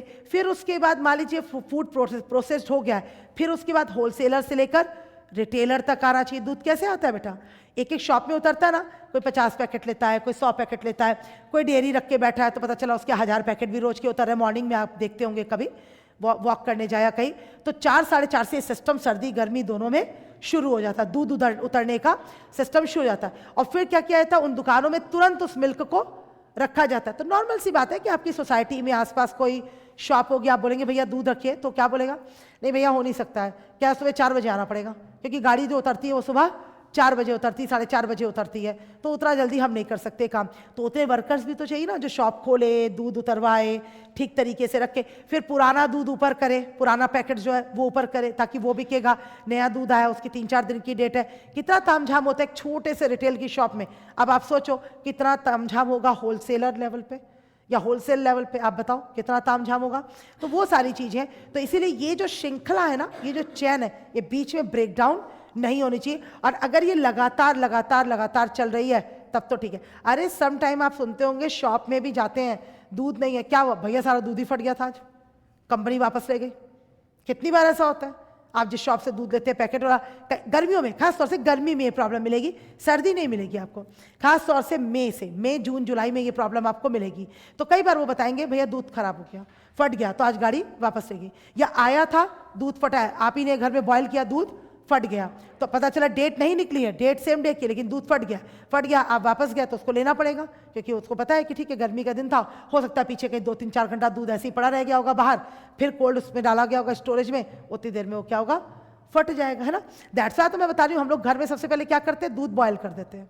पैकेट का दूध भी लाते हैं तो क्या करते हैं, सबसे पहले बॉयल। हम लोग रिस्क नहीं लेते कि मान लीजिए थैली ऐसी की ऐसी लाकर रख दी और मान लीजिए फट गया कहीं दूध, तो हमेशा पेरेंट्स क्या कहते हैं, दूध लाए हो तो सबसे पहले उबाल दो, या मम्मी खुद ही सबसे पहले दूध को बॉयल करके फिर रखती है, और फिर उसे तुरंत 2-3-4 घंटे बाद सबके घरों में फ्रिज में, और अगर कोई फ्रिज में नहीं रखना चाहता है, कईयों के घरों में फ्रिज में रखा दूध नहीं पिया जाता है क्योंकि हल्का वो लिक्विड, मतलब उसमें ज़्यादा हो जाता है पानी, ठीक है, तो लोग क्या करते हैं, फिर उसे मम्मी 3-4 बार उबालती है, फिर उसे आप हर 4 घंटे में आपको दूध उबालना पड़ेगा, हर 4-5 घंटे में दूध एक बार बॉयल करना पड़ेगा, वरना बैक्टीरिया होंगे और दूध फट जाएगा। हर 4 बार, सर्दी में तो चल जाएगा, सुबह का उबला हुआ शाम को, गर्मी में हर 3-4 घंटे में आपको बार बार दूध को बॉयल करना पड़ेगा। सेम है खाना, जैसे खाना है, गर्मी में हमें सुबह का खाना शाम को खाना है तो क्या करना पड़ता है, 3-4 बार से गर्म करना पड़ेगा, लेकिन सर्दी में सुबह का खाना शाम को भी आप गर्म करके खा लो तो वो खराब नहीं होगा, वो एटमॉस्फेयर के हिसाब से भी काम होता है, ठीक है।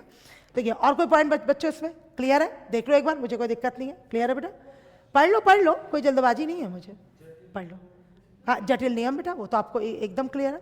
हमारी कंट्री में काम करने के बहुत जटिल नियम हैं, जैसे कि फूड सेक्टर में जितनी भी चीज़ें हैं उसमें लाइसेंस चाहिए होता है, क्योंकि आप फूड बेच रहे हैं, ठीक है। अब हो सकता है कि आप कोई हाँ मतलब कुछ ऐसी चीज़ें हों कि प्रिजर्वेटिव ज़्यादा हों, या आप मिलावट वाला खाद्य पदार्थ बेच रहे हो, जैसे कि पता नहीं आपको इतना पता है कि नहीं पता है, आपको पता है हर चीज की नकली पैकेजिंग है, हर चीज की मतलब अगर आप एक चॉकलेट भी ले रहे हो ना 5 स्टार, तो आप मान के चलो नकली 5 स्टार भी मार्केट में हैं,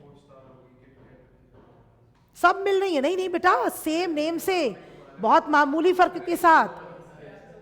we are not able to recognise those food, हम रिकॉग्नाइज नहीं कर पाएंगे। फॉर्च्यून का बेसन ले रहे हैं एग्जाम्पल, राजधानी का, सेम राजधानी कंपनी का उसी तरीके से पैकेज फूड मार्केट में अवेलेबल है। दूसरा, अगर फूड प्रोसेसिंग की बात करो तो सबसे ज़्यादा झमेला वो होटल्स और रेस्टोरेंट के साथ, कि वो कितना मिलावटी पनीर मतलब ले रहे हैं। इतनी मिलावट होती है बेटा कि अगर हम सही मायनों में बोले, हमें पता चल जाए ना, हम बाहर का पनीर और दही कभी खाएंगे नहीं, चाहे वो अमूल कंपनी का हो चाहे किसी। अमूल में मिलावट थोड़ी कम है, 100% प्योर नहीं है, हाँ, बट आप ये समझ लो 60% पनीर है, लेकिन 40% केमिकल उसमें है।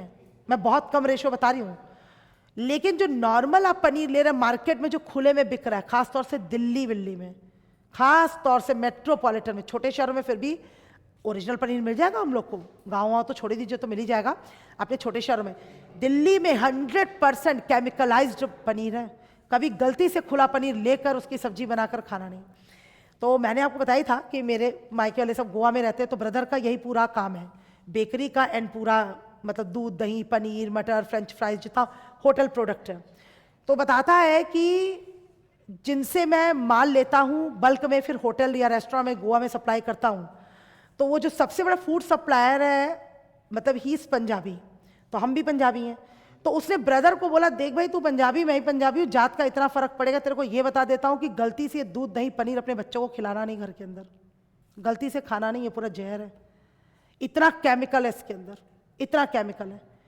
बोले घर में बनाकर दूध जो है फाड़ कर, जो लोकल दूध होता है या पैकेट का भी अमूल वगैरह का अच्छी कंपनी का लेकर उसको फाड़ के फिर पनीर खाना, पनीर मत खाना।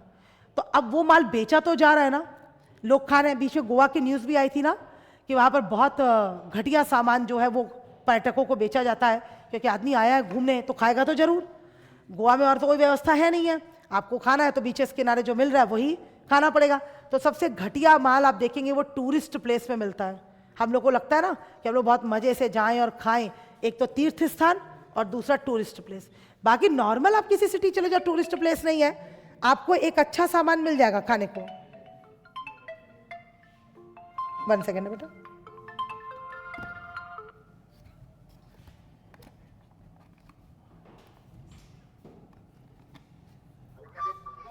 हेलो हेलो हेलो समित पाल बात कर रही हैं? हाँ जी, हाँ जी, स्मिता पाल बोल रही हूँ, बोलिए। हम स्टेट बैंक से बात कर रही हूँ, मैं फूड ब्रांच से एसबीआई से। अच्छा अच्छा, okay okay ma'am, yes. Credit card issue हुआ था बैंक से, तो आपको बैंक विजिट करना था, आधार कार्ड पैन कार्ड लेके अपना। नहीं, विजिट करने के लिए तो फिर कोई नीड नहीं थी। नहीं, क्रेडिट कार्ड इशू नहीं हुआ था मुझे, तो डेबिट कार्ड ओनली। ये मतलब आपको बैंक की तरफ से प्रोवाइडेड है, जिसमें आप पानी मनाए, अगर आपको लेना हो तो बैंक से बन रहे हैं क्रेडिट कार्ड। अच्छा अच्छा, नहीं नहीं नहीं नहीं मैम, मैं पता है मैं ना इस चीज़ के लिए बहुत बार मना कर चुकी हूँ बैंक में, लेकिन फिर भी बार बार मुझे फ़ोन आता है, मुझे क्रेडिट कार्ड नहीं चाहिए मैम। हाँ, तो प्लीज़ मुझे बार बार फ़ोन नहीं आया बैंक से, प्लीज़, नहीं तो नेक्स्ट टाइम मैं एसबीआई में कंप्लेन कर दूँगी। हाँ, मुझे नहीं चाहिए मैम क्रेडिट कार्ड। मैं एक बार नहीं, आप लोग को 10 बार बोल चुकी हूँ, फिर आप मुझे फोर्सफुली क्यों बोलते हो बार बार? ठीक है, ओके ओके मैम।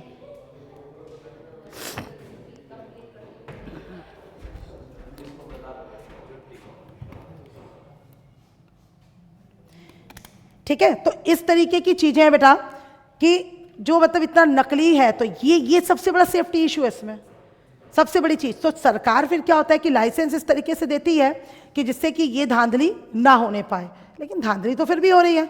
सरकार के इशू के बाद भी आज भी देखिए, आए दिन रेट जब पड़ती है फूड कमिश्नर की या फूड ऑफिसर्स की होटल और रेस्टोरेंट के अंदर, उसमें दूसरी बात बताई गई है, जो सबसे 3rd क्लास खाना मिलता है वो 5 स्टार होटल्स के अंदर मिलता है। हाँ, सबसे गंदा खाना जो हम खाते हैं वो किसी बहुत अच्छे रेस्टोरेंट या बहुत अच्छे वाले होटल, जिसे हम कहते हैं बहुत अच्छा होटल है, तो वहाँ पर फूड कमिश्नर से पकड़ा कि इतने बड़े बड़े, जैसे देखते हैं कि आपने सपोज दैट एक नॉर्मल बात है कि आपने कढ़ाई पनीर ऑर्डर किया, तो उसमें मान लीजिए इतने बड़े बड़े पीसेस हैं, अब मान लीजिए 10-12 पीसेस डले हैं। अब आए लोग, दिखावे के लिए आए, 2 रोटी खाई, थोड़ी थोड़ी सब्जी ली और चले गए। तो बताया गया उस पनीर को वॉश करके रख दिया जाता है।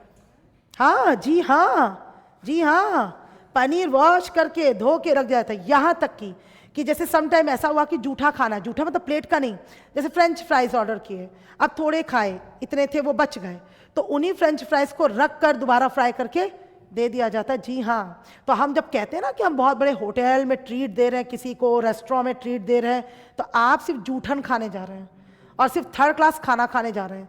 और इसीलिए हमारे बड़े बूढ़े जितने भी हैं वो शुरू से लेकर अब तक होटल या रेस्टोरेंट में खाना खाने को तैयार कभी नहीं होते हैं। वो कहते हैं खाना खाना है ना, कभी चलते फिरता ढाबा जो होता है ना वो खा लो, लोकल ढाबा जो होता है। हम लोग आज इससे ट्रेंड भी कि लोग ढाबों में खाना खाना पसंद करते हैं, क्योंकि वो खाना बिकता रहता है लगातार, क्योंकि हाईवेज पर है, ट्रक ड्राइवर्स उतर रहे हैं। हाँ, भले आप दाल रोटी खा रहे हैं, लेकिन आपको पता है कि ये खाना बिल्कुल फ्रेश है। तो हम लोग ये काम कर रहे हैं आज के टाइम पे, तो इसीलिए ये काम बिल्कुल नहीं करना चाहिए। और दैट्स सबसे बढ़िया बोला जाता है कि हम घर में ही खाना खाएं, सबसे बेस्ट। लेकिन ठीक है, सम टाइम खाना पड़ता है, मजबूरी में खाना पड़ता है, तो ऐसी चीज़ खाने की कोशिश करें जिसमें मिलावट की संभावना ना हो, तो उस टाइप की हम चीज़ें खाएं तो वो ज़्यादा बेटर रहेगा। तो वो है इसके बेटा जटिल नियम की बात है। ठीक है, क्लियर है? क्लियर है बेटा? आगे बढ़े फिर। ठीक, चलिए नेक्स्ट हेडिंग डालिएगा। ठीक, हिंदी मीडियम के बच्चे हेडिंग डालेगा। आगे की राह, ये क्वेश्चन बहुत पूछा जाएगा आपसे। हाँ, कि आगे की राह क्या है, मतलब हम और भविष्य में क्या कर सकते हैं। ठीक है, आगे की राह, आगे की राह पहला लिखिएगा, हेडिंग डालिएगा, ये मैं आपको लिखवा देती हूं, है ना।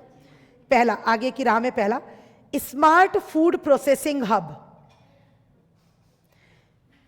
स्मार्ट फूड प्रोसेसिंग हब, हाँ हाँ, ये हिंदी में ही है, इसकी कोई हिंदी वैसे नहीं निकलेगी। स्मार्ट फूड प्रोसेसिंग हब, हाँ, कुछ की हिंदी नहीं होती बेटा, कुछ की इंग्लिश नहीं होती। बात नहीं करो, बात नहीं करो। स्मार्ट फूड प्रोसेसिंग हब, उसमें लिखेगा internet of things, internet of things comma AI, हाँ, internet of things comma AI। AI आजकल बहुत फेमस है, क्या है? Artificial intelligence. ठीक है, आप देखते हो ना, जैसे बर्गर बना रहता है तो नीचे लिखा रहता है कि ये AI तकनीक के द्वारा बनाया गया है, तो वास्तविक बर्गर और इसमें डिफरेंस रहेगा, समझे ना। इसी तरीके से आज के टाइम पे जितनी मॉडल्स और पिक्चर्स आ रही हैं, तस्वीरें पेश की जा रही हैं, सब आर्टिफिशियल इंटेलिजेंस से, कोई लड़का है लड़की है ही नहीं, वो समझे ना, वो AI टेक्निक के थ्रू इजाद किया जा रहा है। तो आगे अब जो दुनिया चलेगी 10-15 साल बाद, वो हाँ AI की चलेगी, तो जिसमें दूसरा बिल्कुल हमारे जैसा दूसरा मानव भी तैयार किया जा सकता है, बिल्कुल सेम। ठीक है, तो AI और ब्लॉकचेन जैसी, और ब्लॉकचेन जैसी उन्नत तकनीकों से लैस, ब्लॉकचेन जैसी उन्नत तकनीकों से लैस स्मार्ट फूड प्रोसेसिंग हब,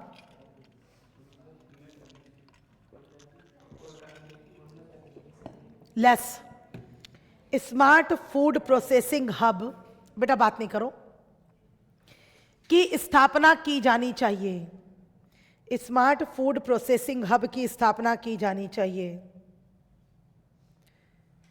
ये केंद्र, उसी के आगे, ये केंद्र गुणवत्ता, ये केंद्र गुणवत्ता कॉमा अनुसंधान क्षमता,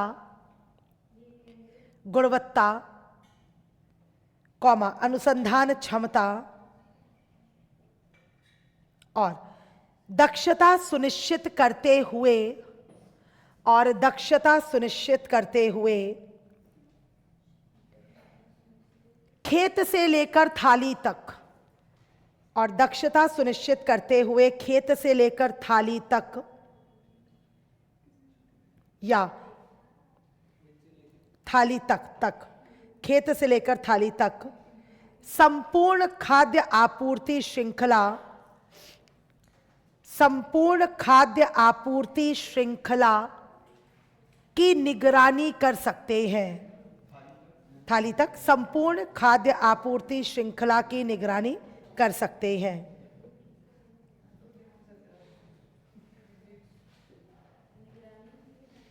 कर सकते हैं। दूसरा न्यूट्रास्यूटिकल इनोवेशन, दूसरा न्यूट्रास्यूटिकल, जैसे फार्मास्यूटिकल होता है ना, तो वैसे न्यूट्रास्यूटिकल इनोवेशन, ये भी इंग्लिश में ही लिखना पड़ेगा आपको। न्यूट्रास्यूटिकल इनोवेशन, उसमें लिखिएगा डैश, विशिष्ट स्वास्थ्य आवश्यकताओं के अनुरूप, विशिष्ट स्वास्थ्य आवश्यकताओं के अनुरूप, स्वास्थ्य आवश्यकताओं के अनुरूप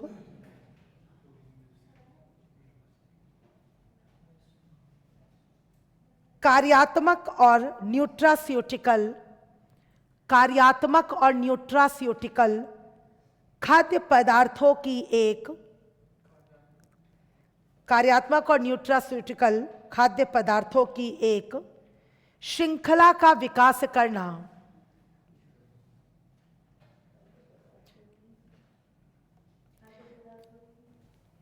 खाद्य पदार्थ मैंने बोला ही नहीं, हाँ बोला है, खाद्य पदार्थों की एक श्रृंखला का विकास करना। इसमें भारतीय आबादी में प्रचलित, इसमें भारतीय आबादी में प्रचलित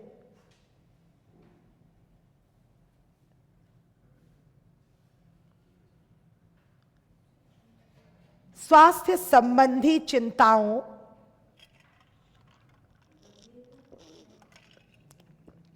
खाद्य स्वास्थ्य संबंधी चिंताओं, स्वास्थ्य संबंधी चिंताओं को दूर करने के लिए, को दूर करने के लिए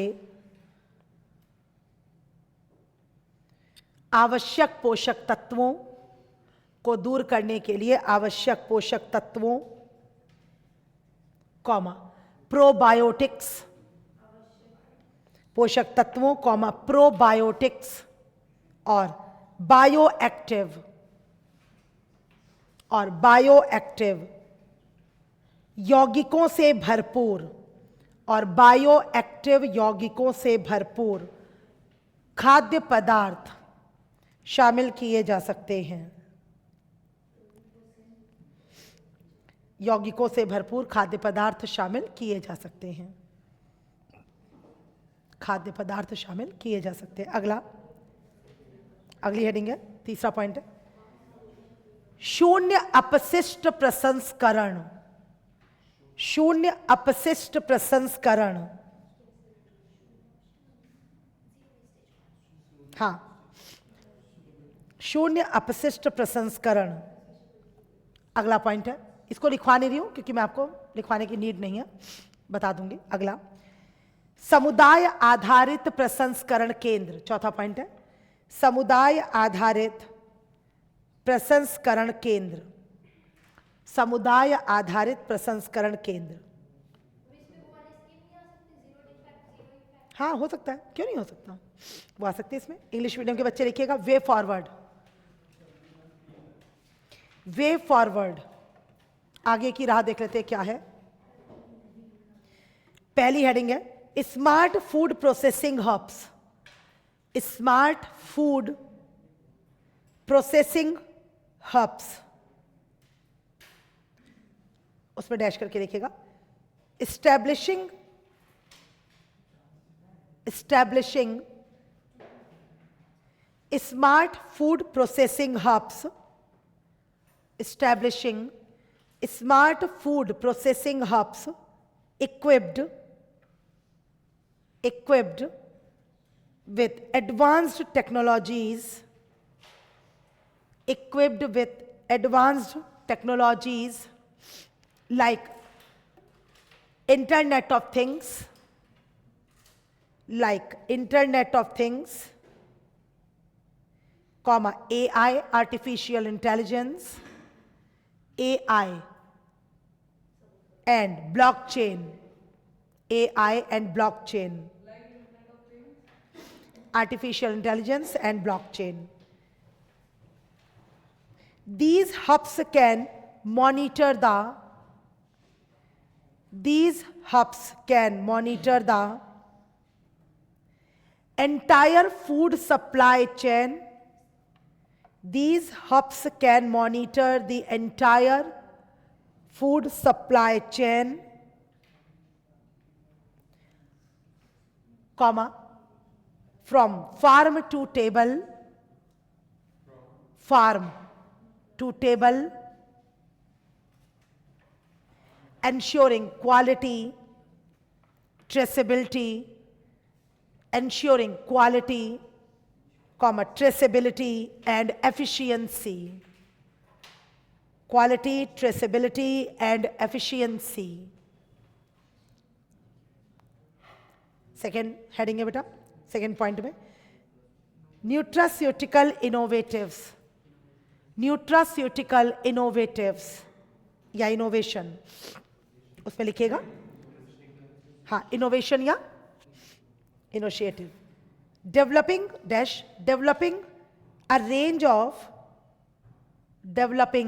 a range of functional and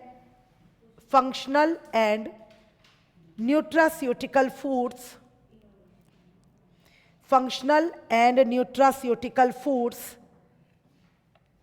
tailored to specific health needs, tailored to specific health needs, tailored to specific health needs. These could include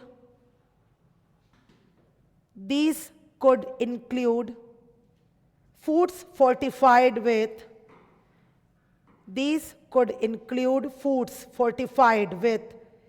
essential nutrients, comma, probiotics, essential nutrients, comma, probiotics and bioactive compounds,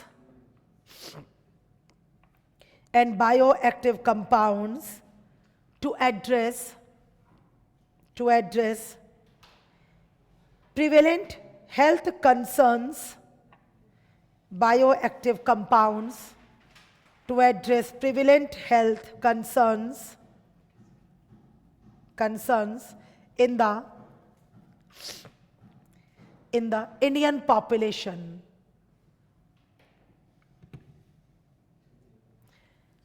Next point है जो heading नहीं है, which is not heading, only point. Zero waste processing. Next point, zero waste processing. And the next point is community-based processing centers. Community-based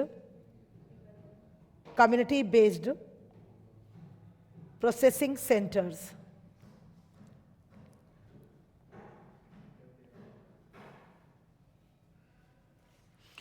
तो zero waste का मतलब समझे बेटा, कई ऐसे फूड प्रोडक्ट्स हैं जिनको इस्तेमाल होने के बाद भी हम उनको यूज कर सकते हैं बायोफ्यूल के तौर पर, जैसे कि गन्ने की भूसी है ना, धान की भूसी, ठीक है, तो उसके बाद भी हम इनका इस्तेमाल कर सकते हैं चारे के रूप में, कुछ ऐसी चीजें, ठीक है ना।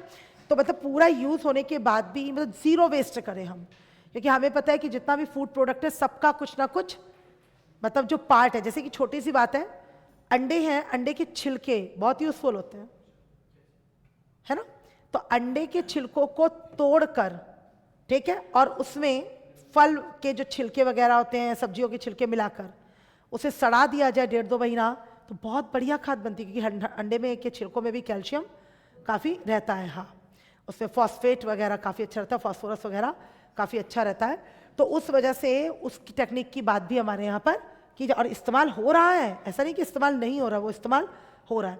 तो उसको तोड़ के उसमें और फिर ये सारी चीज़ें मिलाकर अगर उसको सड़ा दिया जाए, फर्मेंट कर दिया जाए, और फिर वो जो काली सी खाद बनेगी फिर उसके पेड़ों में डाला जाए, तो काफ़ी अच्छा उपयोग किया जा सकता है।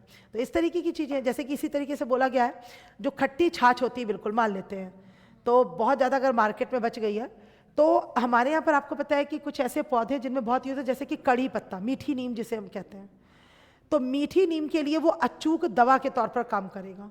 और मीठी नीम का आपको पता है कि हमारे यहाँ पर कितना ज़्यादा, मतलब वैसे भी उसका मेडिसिनल उपयोग भी बहुत ज़्यादा है, और खाने में भी खासतौर से गुजरात, महाराष्ट्र, साउथ इंडिया में वो जमकर इस्तेमाल किया जाता है। हाँ, तो उसमें अगर उस खट्टी छाछ को डाल दिया जाए मिट्टी के अंदर पानी की तरह और उसका स्प्रे कर दिया जाए तो सारे कीड़ों से छुट्टी और बहुत जल्दी पौधा ग्रो करेगा। तो आप बताइए, तो इस तरीके की चीज़ें हैं कि मतलब ज़ीरो वेस्ट। हमारे यहाँ पर जितनी भी चीज़ें सबका कुछ ना कुछ उपयोग है। वो बात दूसरी कि हम उसे यूज़ करें कि नहीं करें। जैसे हम लोग सब्जियों के छिलके हैं, फलों के छिलके यूं ही फेंक देते हैं, तो बोला जाता है कि उसे स्टोर किया जाए, गमले में रख दिया जाए, डाल दिया जाए, फिर वो सड़ेगा, खाद बनेगी, फिर थोड़ी मिट्टी उसमें डाल दिया जाए।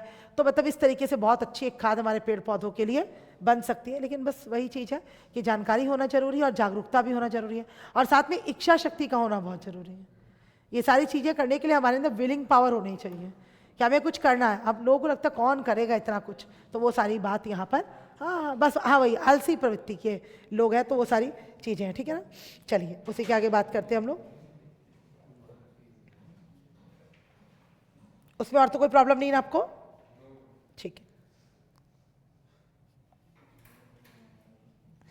चलिए अब देखिएगा, आपको याद होगा हम लोगों ने बात की थी कि एग्रीकल्चर में जो नेक्स्ट टॉपिक है which is very important for examiner point of view, and the topic is boxes. Boxes in agriculture और एग्रीमेंट इन एग्रीकल्चर, है ना। तो हम लोग हमेशा सुनते हैं कि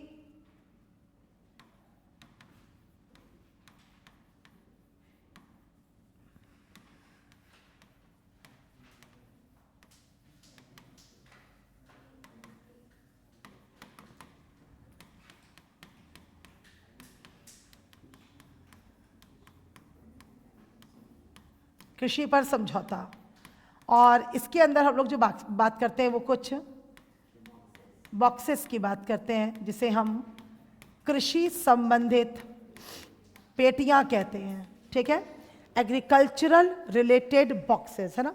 कृषि से संबंधित जो पेटियां हैं वो हमारे यहाँ पर काम करती है, जैसे कि पीली पेटी है, एम्बर बॉक्स है, ग्रीन बॉक्स है, ब्लू बॉक्स है, S&D बॉक्स है, सोशल एंड डेवलपमेंट बॉक्स है। तो लगभग 4 तरीके की जो पेटियां हैं वो हमारे यहाँ पर काम करती है। हर बॉक्स जब खुलता है, कहने का मतलब ये है, तो अपने ना कुछ एड्स को देता है, मतलब अपने कुछ सहायता देता है, कुछ ऐसे समर्थन मूल्य देता है, जो नहीं कि MSP ही हो, बहुत सारे और भी चीज़ें हैं, लागतें हैं जो देता है।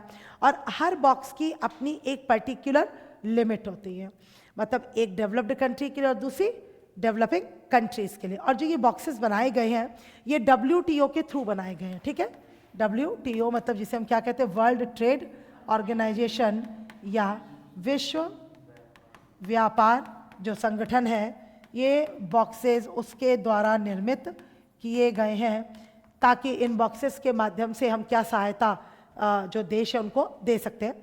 अब जैसे कि भारत का एक कृषि प्रधान देश है, एक एग्रेरियन इकोनॉमी, आप लोग को अच्छी तरीके से पता है। अब देखिए भारत में जब आज भी लगभग 50-55 मतलब लगभग 60% मान लेते हैं, अगर आप लमसम एक डेटा लेना चाहते हैं। वैसे मैंने कई बार बताया कि अब जो पॉपुलेशन है वो 55 से 58 के बीच में है, लेकिन फिर भी आप लमसम 60% जनसंख्या आज भी खेती के ऊपर डिपेंड करती है ना, एग्रीकल्चर पर निर्भर करती है। लेकिन आपको पता है कि जो उसकी लागत है, जो कॉस्ट है वो बहुत ज़्यादा है, और जो मतलब इनपुट कॉस्ट बहुत ज़्यादा है, और जो आउटपुट है उसका आउटपुट कॉस्ट है वो काफ़ी कम है। ऐसा क्यों है? क्योंकि कृषि हमारे यहाँ पर कभी भी एक लाभ का धंधा या लाभ का उद्योग कभी नहीं रही। हमेशा वो जब रही है वो जीविकोपार्जन या लाइवलीहुड जिसे हम कहते हैं, तो उसके लिए लोगों ने काम किया। और कुछ किसानों ने जो किया भी तो प्रॉपर उसे व्यापार या व्यवसाय बनाकर नहीं किया। हाँ ठीक है, कुछ अपने घर के लिए रखना है और बाकी चीज़ों को, प्रोडक्ट को हमें मार्केट में बेच देना है और सेल आउट करके जो पैसा मिल जाए तो वापस उसको खेतीबाड़ी में लगाना है। जो सोच रही वो इस तरीके की रही, सोच बहुत अच्छी रही, बहुत प्योर रही, प्योर हार्टेड रही, बहुत ही अच्छी रही। लेकिन मुद्दा ये है कि वो तब प्योर हार्टेड हो सकती थी कि जब या तो पॉपुलेशन कंट्रोल हो जाती है ना, या पॉपुलेशन अंडर कंट्रोल होती, तो ठीक हमको बात समझ में आती कि ये प्योर हार्टनेस हमारे किसी काम की है, क्योंकि भाई ठीक है कि लोग कम हैं और जितने लोग हैं, जितनी स्टेबल एक पॉपुलेशन है, हमें सिर्फ उसके लिए ही फूड ग्रेन ग्रो करना है।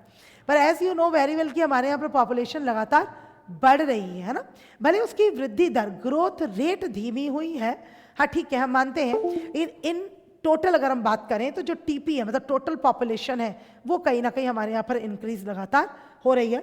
और भारत आज चीन को पीछे छोड़ते हुए नंबर 1 पे आकर खड़ा हो गया अपनी पॉपुलेशन के मामले में। अब देखिए पहली हमारी जो सबसे बेसिक नीड है, what is that? That is food, है ना।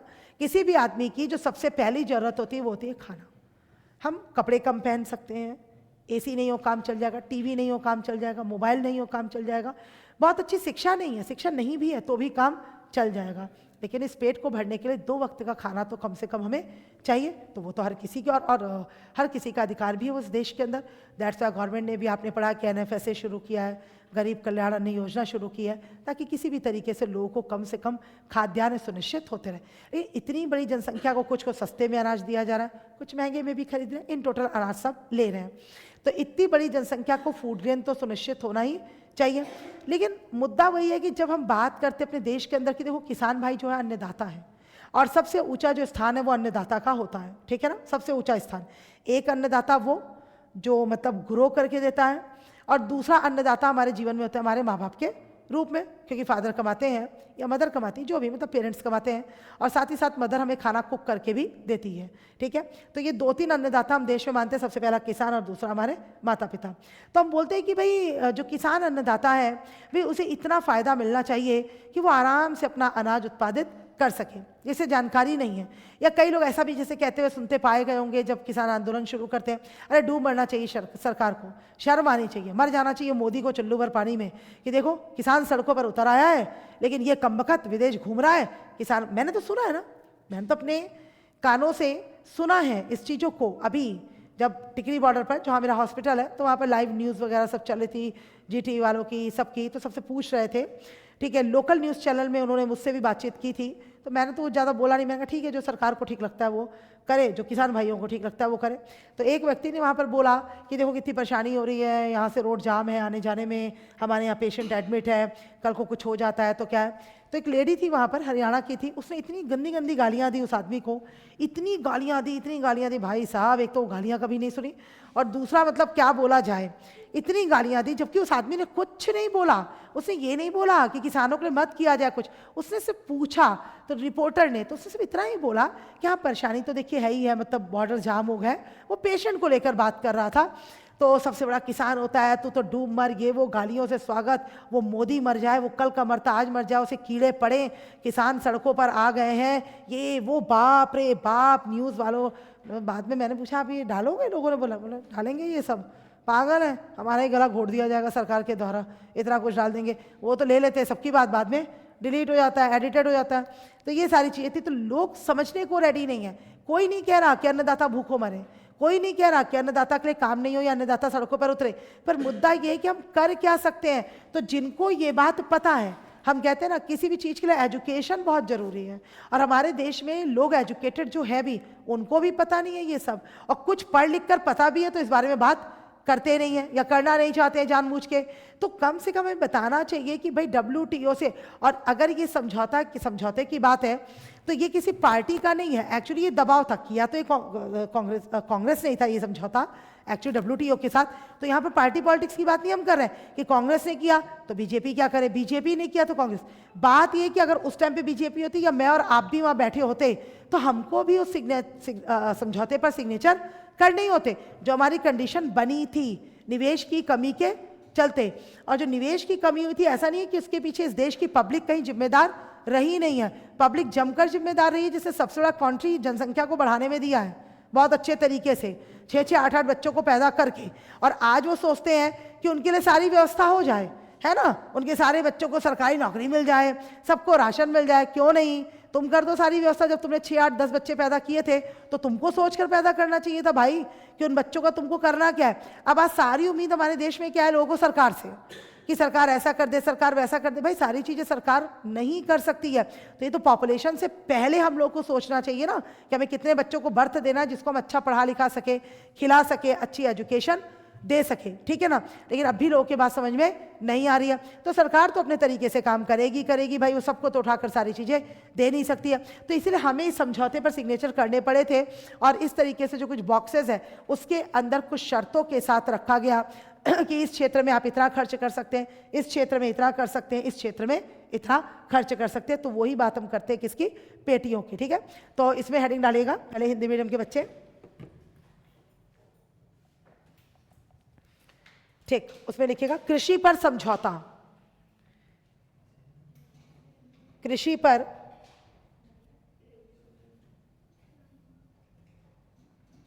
समझौता।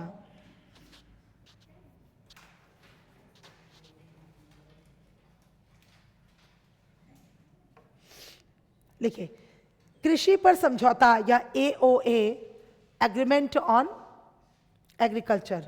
कृषि पर समझौता या एओए एक WTO संधि है, एक WTO संधि है, संधि मतलब वही समझौता, ट्रीटी, संधि है, जिस पर टैरिफ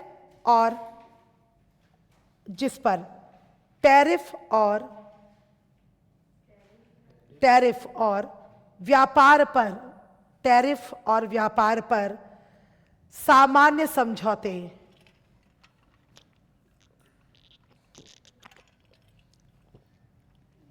टैरिफ और व्यापार पर सामान्य समझौते, ब्रैकेट में गेट, गेट सुना आपने, GATT,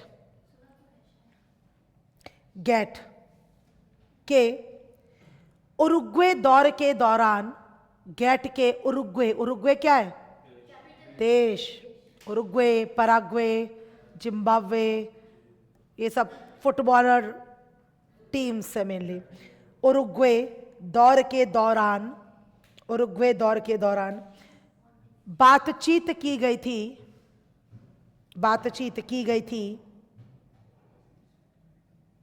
और मराकश मोरक्को ब्रैकेट में मोरक्को में औपचारिक रूप से इसकी पुष्टि की गई थी, और मोरक्को में औपचारिक रूप से इसकी पुष्टि की गई थी, जिससे एओए 1995 में प्रभाव में आया। तभी क्या बना था, WTO, पहले क्या था वो, गेट। यही मैं पूछ रही थी, गेट ही कन्वर्ट होके क्या बना था बच्चों, WTO, वही बता रहे वो। इसकी पुष्टि की गई थी। एओए, इसके बाद एओए 1995 में प्रभाव में आया।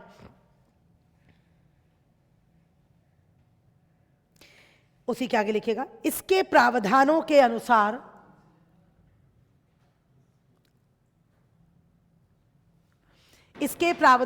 अनुसार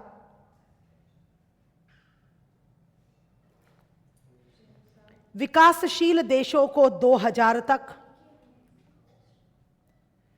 विकासशील देशों को 2000 तक,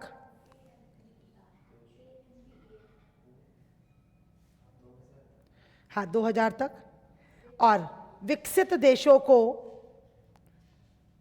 2004 तक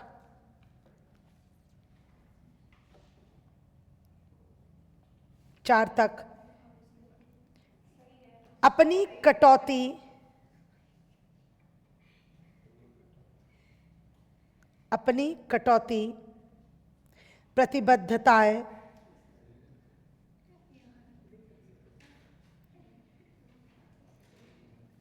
प्रतिबद्धताएं पूरी करनी थी।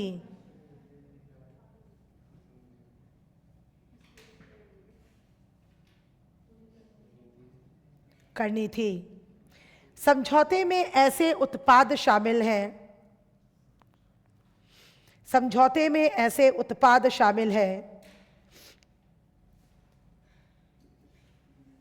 जिन्हें आमतौर पर कृषि का हिस्सा माना जाता है।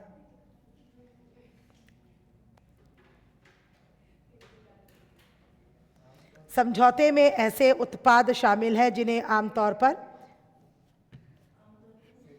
कृषि का हिस्सा माना जाता है,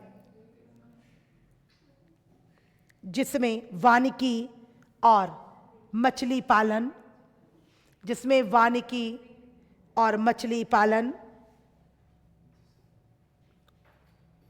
रबड़,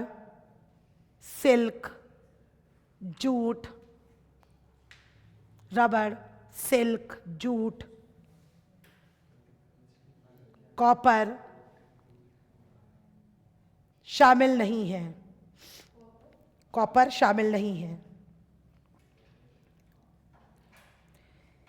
एओए का फोकस AOA का फोकस, AOA का फोकस व्यापार को विकृत करने वाली, AOA का फोकस व्यापार को विकृत करने वाली कृषि सब्सिडी को समाप्त करना है।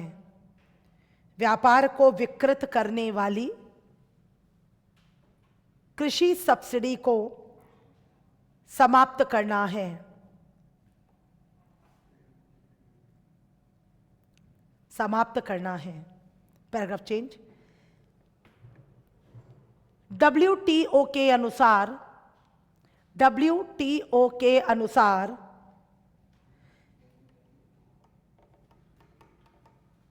समझौते का समग्र उद्देश्य, समझौते का समग्र उद्देश्य एक निष्पक्ष व्यापार प्रणाली, एक निष्पक्ष व्यापार प्रणाली स्थापित करना है। एक निष्पक्ष व्यापार प्रणाली स्थापित करना है जो बाजार पहुंच बढ़ाएगी,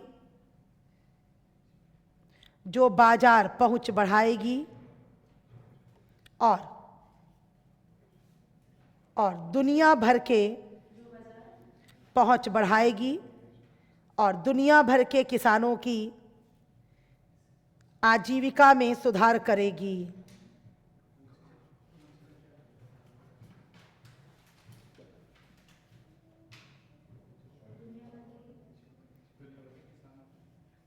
आजीविका बढ़ाएगी।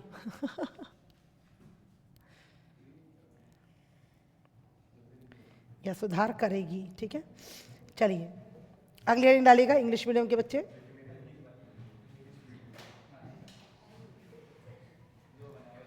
AOA, हाँ, agreement on agriculture.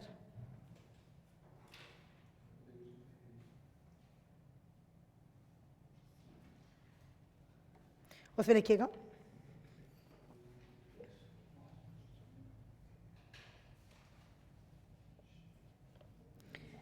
The Agreement on Agriculture, AOA, is a WTO treaty, is a WTO treaty that was negotiated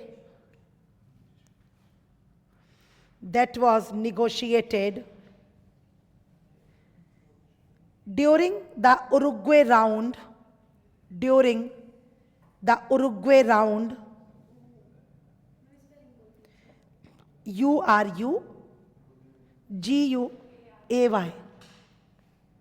Uruguay round of the General Agreement on the General Agreement on Tariffs and Trade, General Agreement on Tariffs and Trade, GATT, bracket में GATT, GATT, GATT, and formally ratified in 1994, and formally ratified in 1994 at Marrakesh, Morocco,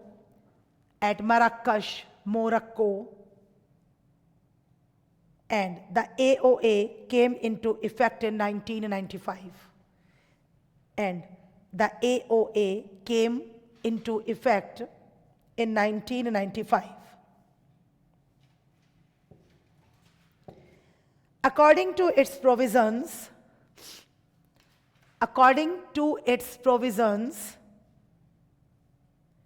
developing countries were to complete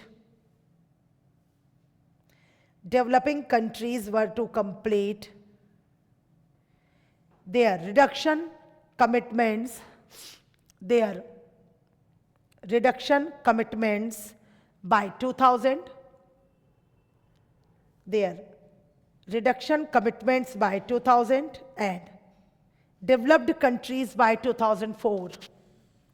and developed countries by 2004,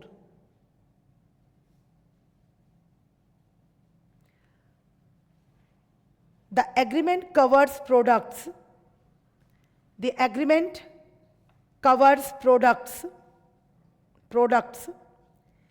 that are normally considered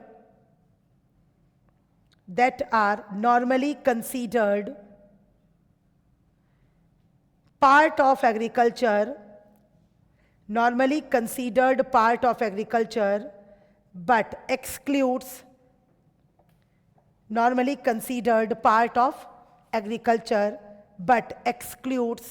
forestry and fishery products,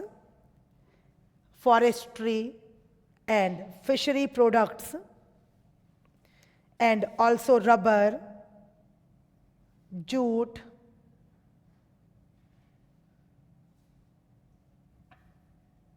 copper, etc. Silk भी लिख सकते हैं, jute, silk, copper, etc.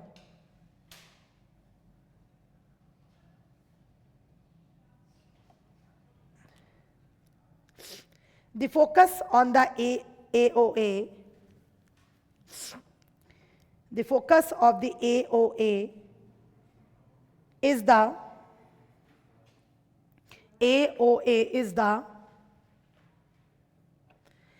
elimination of what are called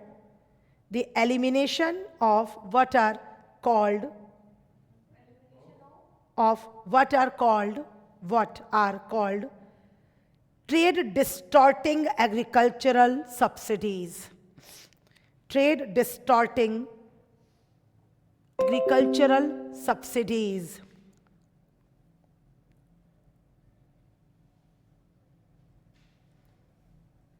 paragraph change कीजिएगा. Agricultural subsidies, paragraph change कीजिएगा. According to the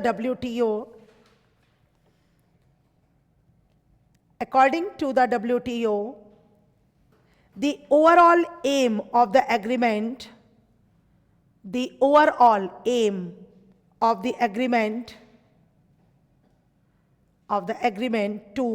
is to establish a fairer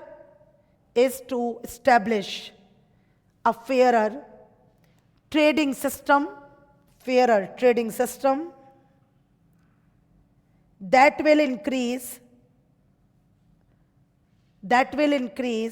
market access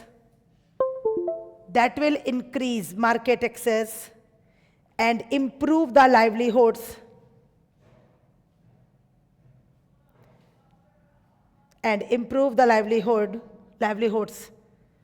of farmers around the world, and improve the livelihoods of farmers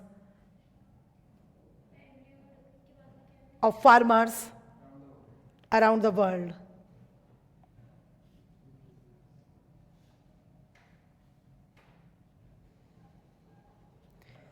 Hindi में के बच्चे अगली heading डालेगा. कृषि पर WTO समझौते की विशेषताएं.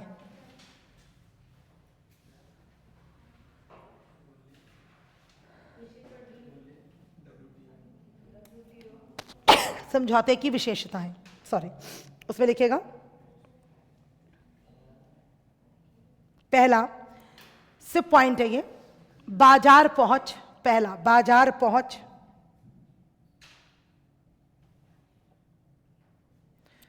दूसरा, घरेलू सहायता.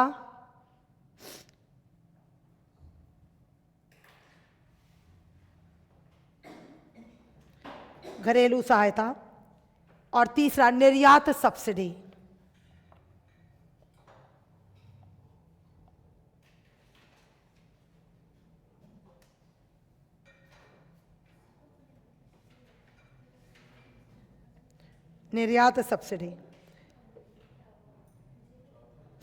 तीसरा ये बस 3 पॉइंट है. अगली हेड डालेगा इंग्लिश मीडियम के बच्चे. Features of WTO AOA. Features of WTO AOA.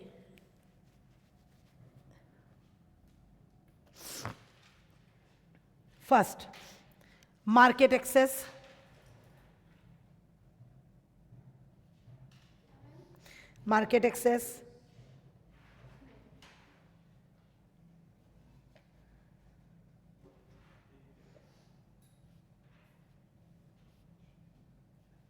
दूसरा डोमेस्टिक सपोर्ट, दूसरा डोमेस्टिक सपोर्ट,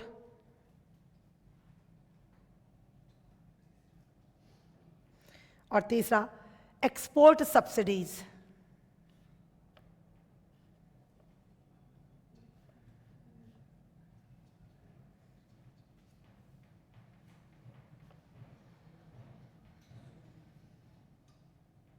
ठीक है, अब देखिए 3 तरीके की जो बॉक्सेस हैं वो WTO ने AOA पर बनाया हुआ है। ठीक है, एक बॉक्स है ग्रीन बॉक्स है, ठीक है, दूसरा है जिसे हम येलो बॉक्स या एम्बर बॉक्स कहते हैं, वैसे वो येलो है लेकिन उसे कहा जाता है एम्बर, AMBER, एम्बर बॉक्स, और तीसरा है ब्लू बॉक्स। ठीक है, एक अलग से बना रखा है S&D बॉक्स जो सिर्फ और सिर्फ डेवलपिंग कंट्रीज के लिए। तो 4 बॉक्सेस है, पहला कौन सा? ग्रीन बॉक्स, एम्बर बॉक्स, और तीसरा है आपका ब्लू बॉक्स, और चौथा S&D है ना, बिल्कुल इसको याद रखिएगा। इन बॉक्सेस में क्या क्या इन्होंने अलग अलग तरीके से बात की है, जैसे कि आपने हमेशा इसका जो मामला सुना होगा, बॉक्सेस को लेकर मामला सुना होगा, वो हमेशा WTO ने अपनी ओर से ये बोला है, चालबाजी करते हुए, स्मार्ट गेम खेलते हुए, धूर्तता करते हुए। और उस धूर्तता की बात आए दिन आप अगर पेपर पढ़ते हैं, फिर वही बात है, अगर आप डेली न्यूज़पेपर रीडर हैं तो आपको ये बातें बहुत अच्छी तरह पता है, पर अगर आप डेली न्यूज़पेपर रीडर नहीं तो आपने ये बातें कभी सुनी भी नहीं होंगी, क्योंकि मैं आपको बता दूं 4 से 5 दिन पहले इसके ऊपर बहुत बड़ा आर्टिकल था। 4 से 5 दिन पहले के पेपर में बहुत बड़ा आर्टिकल था, पूरा बॉक्सेस के ऊपर था, पूरा अच्छे तरीके से उन्होंने बताया था, कृषि से संबंधित, क्योंकि किसान आंदोलनों के ऊपर बातचीत चली रही है।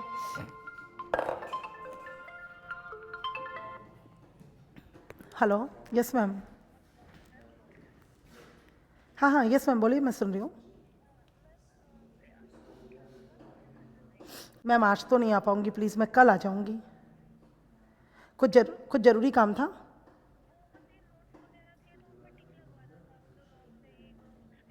अच्छा ठीक है, मैं एक बार उसको घर से लगाकर आपको भेज देती हूँ, बाकी मैं कल तो आऊँगी ऑफिस, है ना। आज कहा मैंने, बच्चों को ही बोला था, तो अगर कुछ भी दिक्कत होगी मैं कल तो आऊँगी ऑफिस, है ना, श्योर। बाकी आज मैं घर से जो मैंने बोला ना वो मैं घर से लगाकर एक बार आपको भेज दूँगी, है ना मैम। ठीक है, ओके मैम। तो अब हमेशा बोला इनकी धूर्तता की बात हुई है, इनकी चालाकी की बात हुई है, तो जैसे कि अभी फार्मर्स मूवमेंट चल रहा है तो उसको लेकर खेती बाड़ी पर बातचीत हो रही है, मतलब किसान क्या मांग रहे हैं, क्यों मांग रहे हैं, कैसे मांग रहे हैं, पूरा होगा नहीं होगा, पूरा होगा तो कैसे होगा, नहीं होगा तो क्यों नहीं होगा, क्या कर, तो उसको लेकर मतलब बॉक्सेस को लेकर ये बात थी।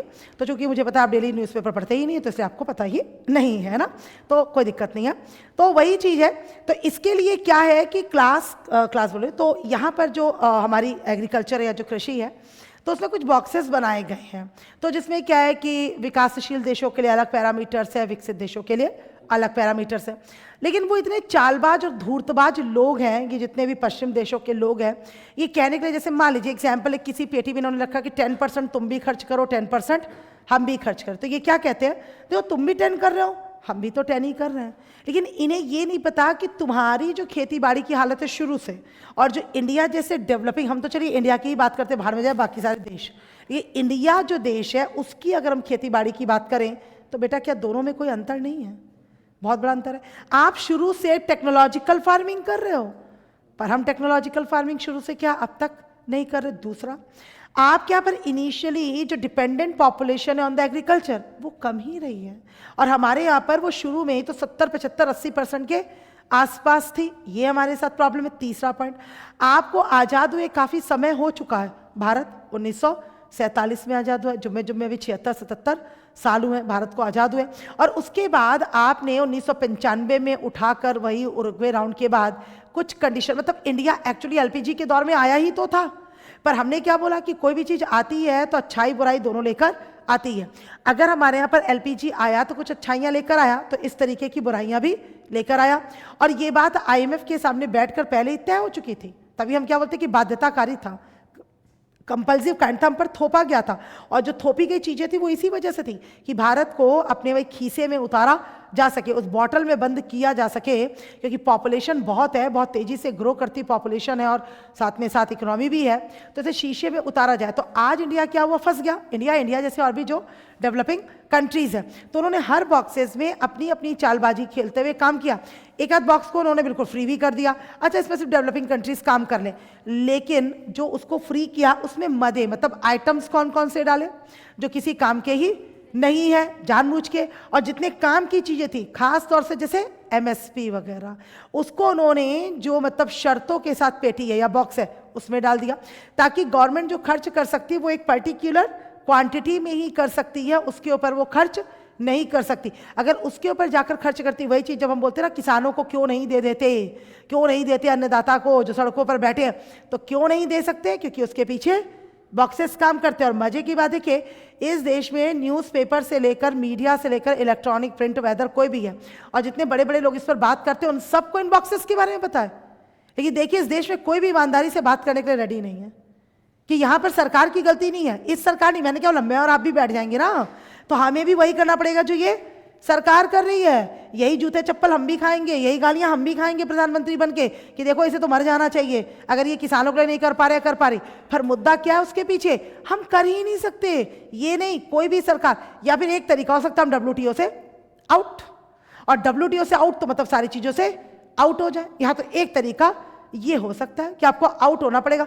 इन आउट होने के बाद फिर दिक्कत वही तो है कि आउट हो सकते हैं क्या LPG के इस प्रोसेस के बाद, बिल्कुल भी नहीं। हम बर्बाद हो जाएंगे, हमारे हालात पस्त हो जाएंगे, पूरी इकोनॉमी रुक जाएगी। तो अब तरीका यही है कि सरकार या तो वहां पे अपनी मात्रा बढ़वाए बॉक्सेस के अंदर, जो लगातार उस मंच से मनमोहन सिंह से लेकर मोदी जैसे जो प्राइम मिनिस्टर है वो बात कर रहे हैं कि चलिए ठीक है बॉक्सेस बनी रहे, लेकिन हमें उसमें छूट थोड़ी ज़्यादा मिलनी चाहिए। मान लीजिए आपको 10% मिल रही, हमें भी 10, तो हमें कम से कम 12, 15, 18% मिलनी चाहिए, क्योंकि हमारे यहाँ का जो किसान भाई है वो बेचारा बहुत गरीब है, उसके पास टेक्नोलॉजी नहीं है, शिक्षा नहीं है, वो आपकी तरह क्रॉप पैटर्न्स नए नए अपना नहीं सकता, वो आपके किसानों की तरह दिलदार नहीं है, टेक्निकल नहीं है, एजुकेटेड नहीं है। हमारा फार्मर बेचारा आज भी जो सिर्फ और सिर्फ मेहनत करना जानता है, उसके हाथ में क्या है, भाई मैं मेहनत कर सकता हूँ दिन रात, तो मेहनत करके कितना अनाज ग्रो हो पाएगा ये आपको पता है, और एक टेक्नोलॉजी कितना अनाज ग्रो कर सकती है ये भी बात आपको अच्छी तरीके से पता है ना।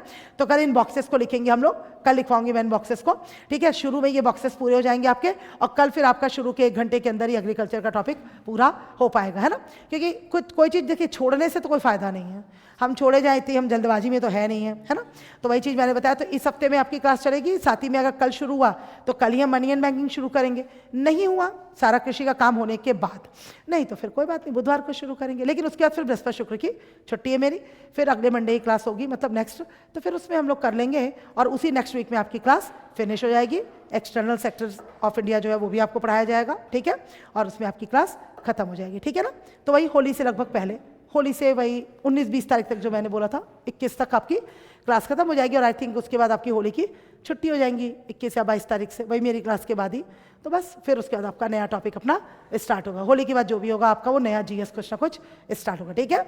बाकी जो डाउट वगैरह चीज़ें आप बीच बीच में अपना पूछते रहिए, खासतौर से जब मेरी छुट्टी होगी अभी 2 दिन की, पढ़ ले अच्छे से, 4 दिन की छुट्टी होगी, ऐसे तो पढ़ ले आराम से, डाउट पूछे, कोई आपको मनाही नहीं है, ठीक है ना। टेस्ट भी होगा उसी बीच में, तो कोई डाउट है आप खूब लाएं, आराम से पूछें, ठीक है। चलिए ओके बेटा, यू वेलकम, यू वेलकम।